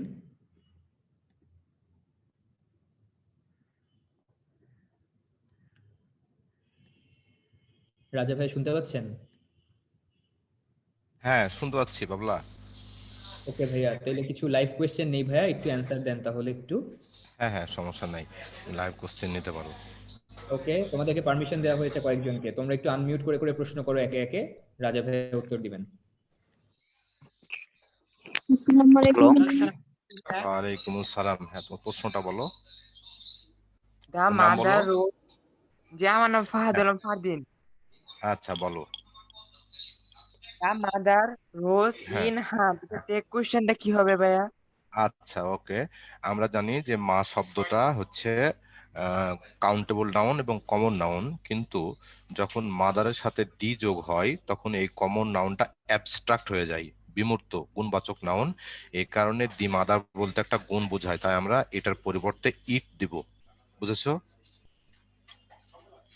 এটা ভাইয়া মাদারের সাথে তারপরে ডি হ্যাঁ আর্টিকেল যুক্ত হলে এটা অ্যাবস্ট্রাক্ট নাউন হয়ে যায়, তাই আমরা ওখানে দি ইট ইউজ করব। তোমার কাছে কি ব্যাপারটা ক্লিয়ার? হ্যাঁ ভাই বুঝছি। আর পরে ভার্বটা কি দেব? হ্যাঁ বলো। ভার্বটা পাস্ট টেন্স, যে রোজ রাইজ থেকে রোজ হয়েছে এই কারণে ডিড, তাহলে ডিডন্ট ইট এইটা। আচ্ছা আসসালামু আসসালামু আলাইকুম আলাইকুম ভাইয়া। ওয়ালাইকুম হ্যালো আসসালাম। আসসালামু আলাইকুম ভাইয়া। ওয়ালাইকুম আসসালাম। নাম বলো তো প্রশ্ন বলো। ভাই আমার নাম অর্ণব সাহা।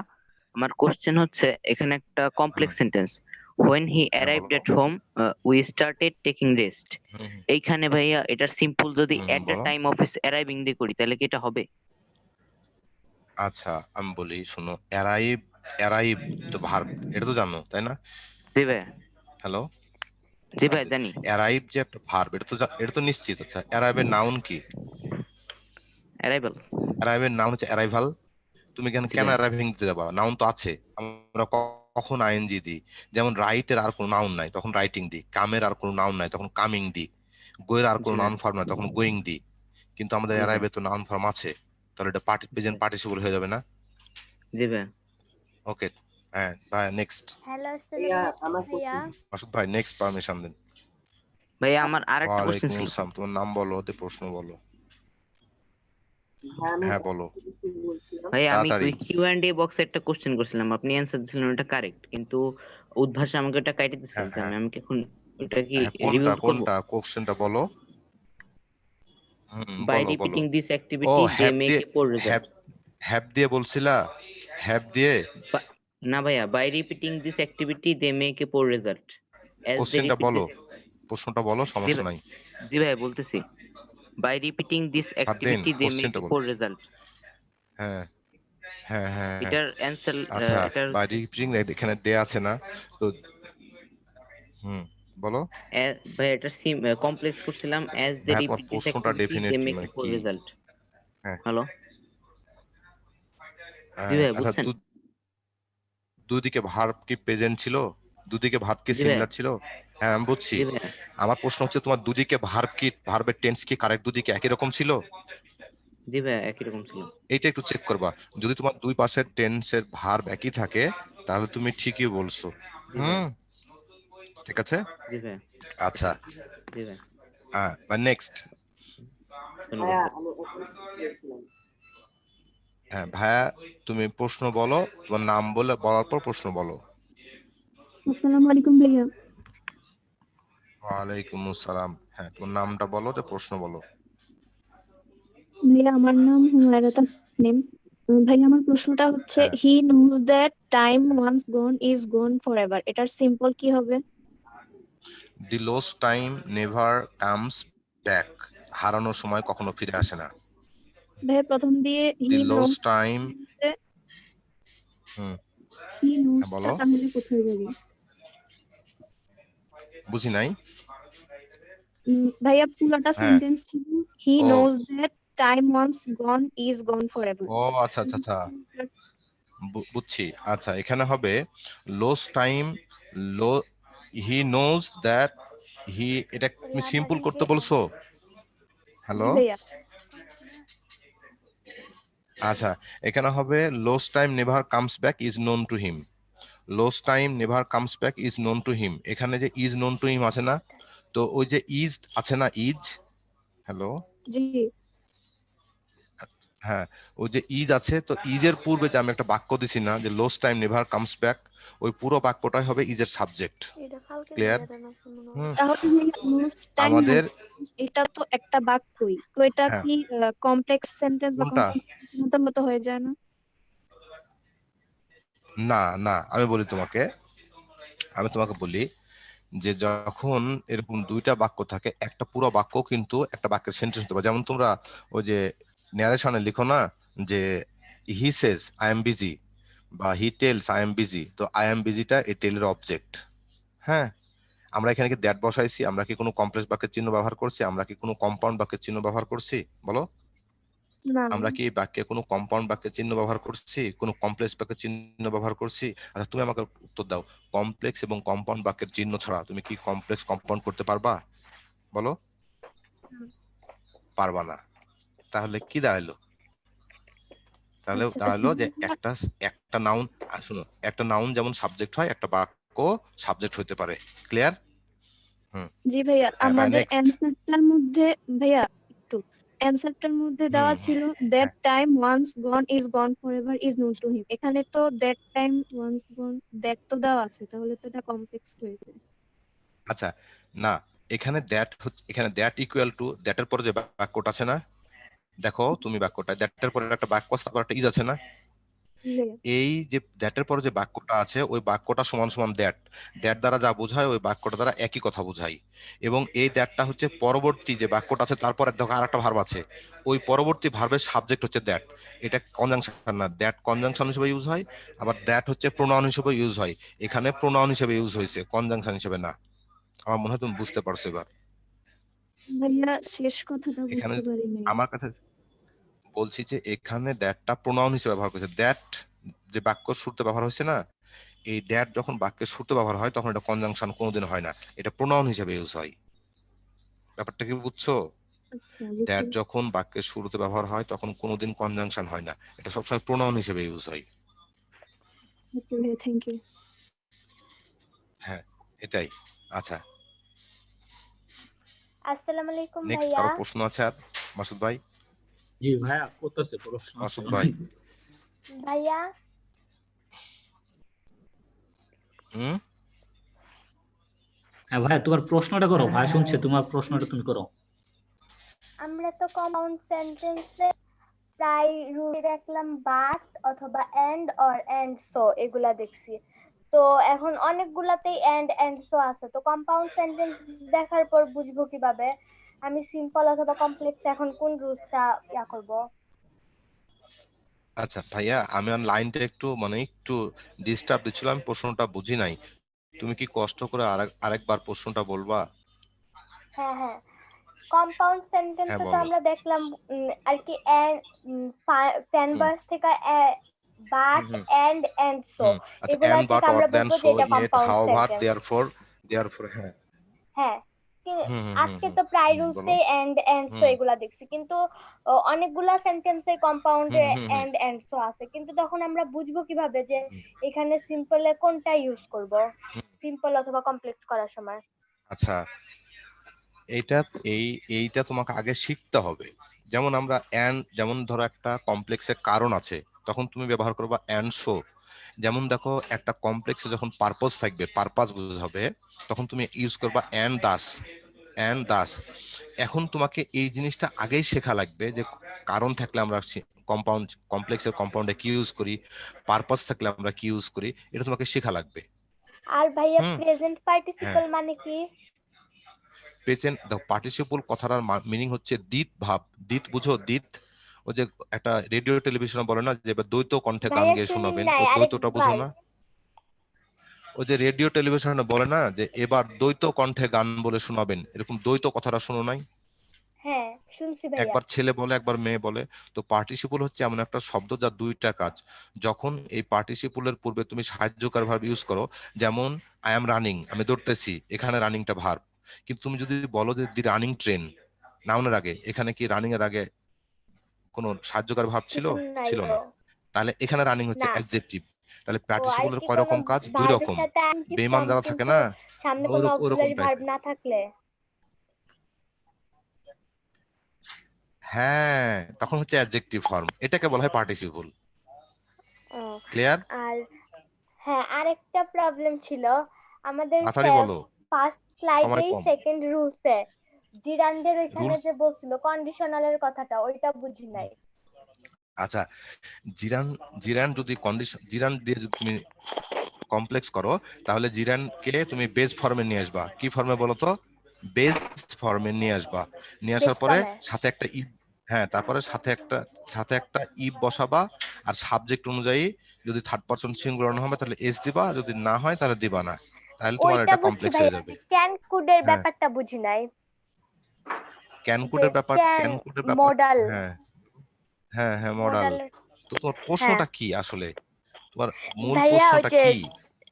আমাদের যে সেকেন্ড রুলসটা পড়াইলো জিরান্ডের, ওইখানে তো আমাদের বলছে যে ক্যান কুড আনতে হবে, তাই না? তো কখন কোন যে আমাদের সিম্পল সেন্টেন্সে যে মডেল থাকবে হ্যাঁ, আমরা ওইটাই কি বসাই দিব? আচ্ছা, এখানে হচ্ছে এখানে যে ক্যান, মে আর উইল ফার্স্ট কন্ডিশনে এই কথা বলছে ভাইয়া। হ্যাঁ, হ্যাঁ তো তোমাকে এটা তুমি জানো না যে মে মানেও পারে, ক্যান মানেও পারে, কিন্তু মে মানে সম্ভাবনা বোঝায় আর ক্যান মানে সামর্থ্য বোঝায়। হুম হুম। হ্যাঁ, যেমন তুমি তো যদি বলো যে কোনটা আমি ইউজ করারটা বেশি হবে? না না না, এটা তোমাকে কনটেক্সট প্রসঙ্গ দেখতে হবে, এটা কেউ দুনিয়ার কেউ বলতে পারবে না। এটা হচ্ছে প্রসঙ্গ দেখতে হবে। যেমন তুমি যদি বলো যে আপনি যদি আমার কাছে ও চান তাহলে আমি আপনাকে সাহায্য করতে পারি, তার মানে তোমার সাহায্য করার সামর্থ্য আছে। তখন হুম, মে। তখন না, তখন ক্যান। হ্যাঁ, তোমার সামর্থ্য যেখানে আছে সেখানে হ্যাঁ, ক্যান। ঠিক আছে? তা আকাশের দিক তাকিয়ে তুমি বলতেছো যে আজকে বৃষ্টি হতে পারে, এটা তোমার সামর্থ্য না, তোমার ব্যাপার না, এটা সম্ভাবনা। তো এটা এটা তুমি মে। হ্যাঁ, এটা মে। তুমি সম্ভাবনা না সামর্থ্য, এটা তোমাকে মানে প্রসঙ্গ বুঝে দিতে হবে। এটা কোনো টিচার তোমাকে আগে থেকে বলে দিতে পারে না যে তুমি এখানে এটা বসাবা, এটা বসাবা এভাবে। তবে তারা এটা বলতে পারে যে সামর্থ্য হলে ক্যান আর সম্ভাবনা বুঝাইলে মে, ও এতটুকু।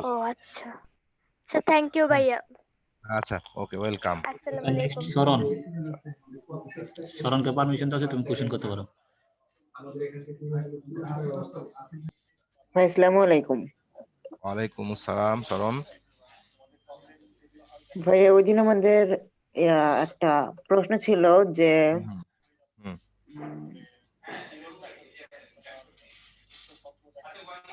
প্রশ্নটা ছিল the oxen which carry the cart are healthy.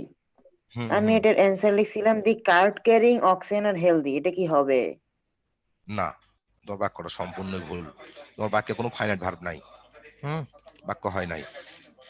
ঠিক আছে? দি হেলদি কার্ট ও, carries, the healthy oxen carries the cart. হ্যাঁ, ঠিক আছে? ও, তোমার হ্যাঁ, বাক্যটা আচ্ছা ভুল ঠিক হয়েছে আছে। ভাইয়া। আচ্ছা, ওকে, থ্যাংক ইউ। হ্যাঁ ভাই, নেক্সট মাসুদ আচ্ছা, ভাই, নেক্সট। তানভীর, তানভীরকে পারমিশন আছে, তুমি কোশ্চেন করতে পারো।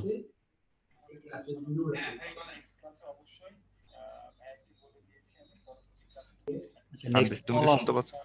আচ্ছা, প্রলরকে পারমিশন আছে, তুমি কোশ্চেন করতে পারো। যাদের কোশ্চেন নাই তোমরা কাইন্ডলি একটু হাতগুলো নামাই ফেলাও, তাহলেই হবে।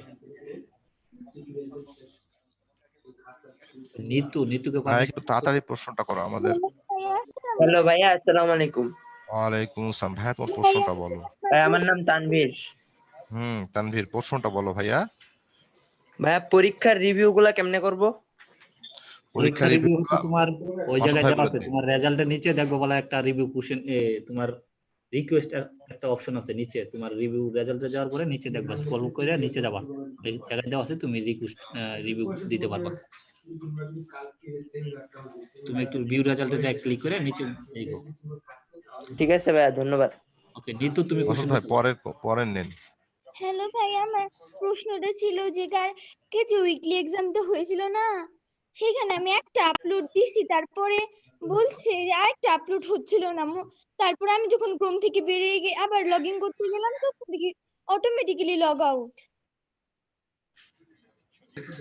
আচ্ছা, এটা হচ্ছে তোমার মাঝে মাঝে হচ্ছে তোমার নেটের কারণে তোমার আপলোডিং হতে একটু সময় নেয়, সেক্ষেত্রে হচ্ছে ভাইয়া তোমার। এটা মাঝে মাঝেই হয়। আচ্ছা, সেটা হচ্ছে তোমার রিটেন এক্সাম গুলো হচ্ছে তোমরা একটু হাতে বেশি একটু সময় নিয়ে তোমরা তোমাদের ছবিগুলো একটু আপলোড দিতে হবে। তো নেটের কারণে অনেক সময় হচ্ছে তোমার লোডিং হয়তো, তার জন্য এরকম দেখা। তো তোমরা হচ্ছে কি 10 মিনিটের মিনিমাম হচ্ছে 10 মিনিট হাতে নিয়ে তোমরা ছবিগুলো আপলোড করার চেষ্টা করবা। হ্যাঁ ভাইয়া। ওকে। আচ্ছা, জবাকে পারমিশন দেওয়া আছে, তুমি আনমিউট করে কোশ্চেন করতে পারো।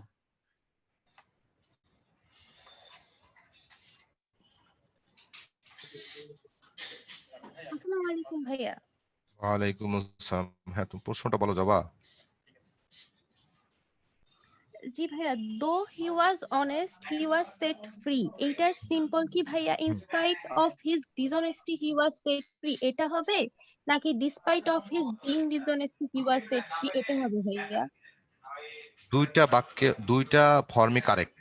কারণ হচ্ছে in spite of his dishonesty, এখানেও কোনো সাবজেক্ট ভার্ব নাই। ডেসপাইট হিজ বিং ডিসঅনেস্ট, এখানেও কোনো সাবজেক্ট আর ফাইনাইট ভার্ব নাই। অতএব দুটাই কারেক্ট জবা। দুই জি রকম করে থ্যাংক করা ইউ যায়। ভাইয়া। জবা, তোমার আর কোনো প্রশ্ন আছে? ওকে, থ্যাংক ইউ। আচ্ছা, মাহিমাকে পারমিশন আছে, তুমি কোশ্চেন করতে পারো।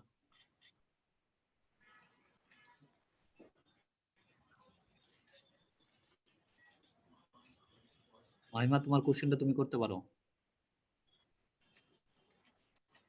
আচ্ছা, নেক্সট তন্ময়কে পারমিশন দেওয়া আছে, তুমি আনমিউট করে কোশ্চেন করতে পারো। আসসালামু আলাইকুম ভাইয়া। ওয়ালাইকুম আসসালাম। তন্ময়, প্রশ্নটা বল ভাইয়া। এখানে যদি হি ran away to escape arrest, এটার কম্পাউন্ড কি হবে? হি ran away to escape arrest. to escape arrest, এই জি সেন্টেন্সের কম্পাউন্ড করতে বলতেছো? জি। হুম, জি জি। আচ্ছা, তো এটার কম্পাউন্ড হবে হচ্ছে, বাক্যটা আরেকবার বলো।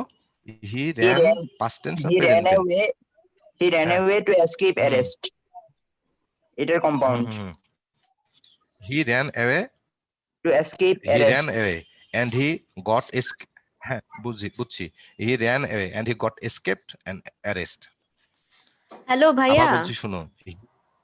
হ্যাঁ আচ্ছা, ভাই, তুমি কি শুনতে পাইছো? জি জি শুনছি। হ্যাঁ, এখানে হচ্ছে he he wanted to escape arrest. হ্যাঁ, therefore he ran away. He এখন wanted to escape arrest, therefore he ran away. সে মানে পরিত্রাণ পেতে চেয়েছিল এবং এই কারণে সে পালায়ে গেছিল। এটা হচ্ছে কম্পাউন্ড। হ্যাঁ, তো প্রশ্ন বলো এবার, আর কি আছে এখন প্রশ্ন? এখন যদি আমি এটার কম্পাউন্ডটা বলি, হি ran away and thus escaped arrest, তাহলে হবে না ভাইয়া? হ্যাঁ, অ্যান্ড দাস দ্বারাও পারপাস বোঝাই, দেয়ারফোর দ্বারাও পারপাস বোঝাই।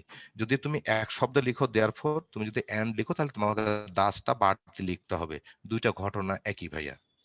আচ্ছা, থ্যাংক ইউ ভাইয়া। ভাই বুঝেছো? ওকে জি ওকে বুঝছি। ভাইয়া, থ্যাংক ইউ। মৃদা, তোমার কোশ্চেনটা তুমি করতে পারো এখন।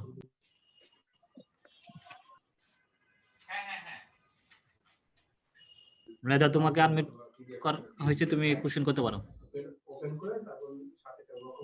হ্যালো ভাইয়া, আমার কথা কি শোনা হ্যাঁ যায়? হ্যাঁ, শোনা যায়। তোমার প্রশ্নটা বলো আপু। The sum is easy enough to solve for the students. ভাইয়া, এটা যদি আমি এভাবে কমপ্লেক্স করি, as the sum is easy enough, the students can solve it, হবে? না, এটা তো কমপ্লেক্স করছো না কম্পাউন্ড করছো, তাই বলো আগে। কমপ্লেক্স। এটা কমপ্লেক্স তাহলে হয়েছে, আচ্ছা, তাহলে আর হয়েছে। ভাইয়া পরে কম্পাউন্ড আমার করলে হ্যাঁ বলো। আরেকটা কোয়েশ্চেন ছিল যে all the teachers hmm, of the school are not only highly educated but also well trained. ভাই, এটার কমপ্লেক্স কি হবে? হুম হুম ভাই, এটার কমপ্লেক্সটা এটা কি এটা হবে? হচ্ছে এই যে বাট আছে না, হ্যাঁ জি হ্যাঁ, ভাইয়া। এখানে এখানে হচ্ছে যে বাট দেয়া আছে না, বাট যদি কম্পাউন্ডে থাকে তাহলে তুমি এখানে দো ইউজ করবা। হুম, যদি আচ্ছা, বাট থাকে তাহলে তুমি এখানে দো তাহলে ইউজ করবা। হুম, ঠিক আছে। ভাইয়া আগে যেটা আছে যে আর নট অনলি ব্যাপারটা কি হাইলি বুঝছো? এডুকেটেড, না ভাইয়া? আর নট অনলি, আচ্ছা এখানে কি এই বাক্যটাকে তুমি কি করতে চাচ্ছ তাই বলো। কমপ্লেক্স। হ্যালো, কমপ্লেক্স করতে যাচ্ছ, তো এখন বাক্যটা আছে কি? এখন বাক্যটা আছে কম্পাউন্ডে। আচ্ছা, দুইটা অংশের মধ্যে মিল আছে না, যে তারা শুধুমাত্র মানে জি ভাইয়া। হাইলি এডুকেটেড না, আর কি বলছে তাদেরকে?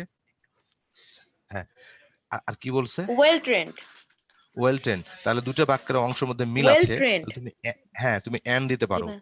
দিতে পারো। হ্যাঁ, বলবা যে all the teachers of this school are well educated and they are well trained, যেহেতু দুটো আচ্ছা মিল আছে, অমিল নাই। আচ্ছা আচ্ছা, ভাইয়া, ওকে বুঝলাম, ধন্যবাদ। ওকে, আচ্ছা, তাসিম থ্যাংক ইউ। মোহাম্মদ রাকিন, তোমাকে পারমিশন আছে, তুমি আনমিউট করে কোশ্চেন করতে পারো। হ্যালো, হ্যাঁ বলো ভাইয়া, শুনতেছি। ভাইয়া, that time once gone is gone forever is known to him, এখানে কি দোনোটা ইজ ফাইনাইট ভার্ব না? একটা হচ্ছে হ্যাঁ, ইজ দুটো ফাইনাইট ভার্ব। হ্যাঁ, তোমার প্রশ্নটাকে কোথায় বলো। ভাইয়া আমাদেরকে সিম্পল করতে বলছিল, সিম্পলে এই উত্তরটা দিছে। যদি দুইটা ফাইনাইট ভার্ব থাকে তাহলে এটা সিম্পল কেমনে হইব? আচ্ছা, ওকে, দেখো তুমি যখন কমপ্লেক্স এবং কম্পাউন্ড করো তখন দুইটা শুধু কি ফাইনাইট ভার্ব থাকে না অন্য কোনো একটা থার্ড কন্ডিশন থাকে, শর্ত থাকে, বলো তো? ভাই, ক্লজ মার্কার দেখতে হয়। আচ্ছা, ক্লজ মার্কার। তুমি কি জানো যে একটা শব্দ যেমন একটা বাক্যের সাবজেক্ট হয়, একটা গোটা বাক্য একটা বাক্যের সাবজেক্ট হয়? আচ্ছা, আমি তোমাকে যদি বলি যে he said I love you, এই বাক্যের অবজেক্ট কে? তুমি কি বলবা বলো? He said I love you, বাক্যের অবজেক্ট কে? তুমি কি বলবা? I love you. I love you, তাহলে গোটা বাক্যটা একটা অবজেক্ট। তো যখন একটা ফাইনাইট ভার্বের পূর্বে আরেকটা বাক্য থাকে তখন ওই বাক্যটাকে আমরা সাবজেক্ট ধরি। শর্ত হচ্ছে যে ওখানে কোনো ক্লজ মার্কার থাকে না। সুতরাং ওই গোটা বাক্যটা হচ্ছে সাবজেক্ট আর পরের ইজটা হচ্ছে ফাইনাইট ভার্ব। কথাটা কি তুমি বুঝছো ভাইয়া? এরকম তোমাকে শত শত সেন্টেন্স লিখে দেখানো যাবে, শত শত সেন্টেন্সই সিম্পল হবে। কথাটা ক্লিয়ার? জি ভাইয়া। এটা এটা কারেক্ট। তোমরা ছোট মানুষ তো এটা বুঝো না, এটা কারেক্ট। আর দ্যাট যদি বাক্যের শুরুতে থাকে তখন ওই দ্যাটটাকে ক্লজ মার্কার বলা হয় না, ওই দ্যাটটাকে বলা হয় প্রোনাউন। ঠিক আছে? আচ্ছা নেক্সট ঐশী, তোমাকে পারমিশন দেওয়া আছে, তুমি কোশ্চেন করতে পারো। ভাইয়া আমাদের উদ্ভাসে যে উইকলি এক্সাম হইলো ইংলিশের, সেখানে একটা কোশ্চেন ছিল, by repeating this activity they make a poor result. এটাকে কমপ্লেক্স করতে বলা হয়েছে, আর এখানে আনসার দেওয়া আছে যে when they repeat this activity they make a poor result। কিন্তু ভাই আমি আনসারটা মানে বুঝিনি কিভাবে হলো। আচ্ছা তুমি কি লিখছিলা তাই বলো, তুমি কি লিখছিলা? ভাইয়া আমি লিখছি if they repeat this activity they make poor result। আচ্ছা as লিখছো? if দিয়ে করছি আমি। if লিখছো? হ্যাঁ ভাইয়া। আচ্ছা এখানে ঘটনা হচ্ছে যে এখানে একটা আছে কারণ আর একটা আছে ফলাফল। তার পোর রেজাল্ট করছে এটা হচ্ছে ফলাফল, আর পূর্বেরটা ছিল কারণ। যেহেতু তুমি কন্ডিশন ইফ লিখছো, তোমারটা হয় নাই। এখানে তুমি যদি অ্যাজ দিতা, হোয়েন দিতা, তাহলে তোমার বাক্যটা হইতো। সুতরাং কারণ এবং ফলাফলের সাথে কখনো কন্ডিশনাল ইফ হয় না, তোমার এটা ভুল হয়েছে। আচ্ছা ভাইয়া বুঝছি আমি। ওকে ভাই, তাহলে থ্যাংক ইউ ভাইয়া। করতে পারি। ওকে হ্যাঁ ভাই, তাহলে আমরা সবাইকে অনেক ধন্যবাদ। অনেকক্ষণ কোশ্চেন আনসার নেওয়া হয়েছে, হয়তো অনেকের কোশ্চেন ছিল নিতে পারিনি, তার জন্য সরি। নেক্সট ইনশাআল্লাহ আমরা আবার চেষ্টা করব নেওয়ার জন্য। তো সবাই ভালো থাকো, সুস্থ থাকো, আল্লাহ হাফেজ, আসসালামু আলাইকুম।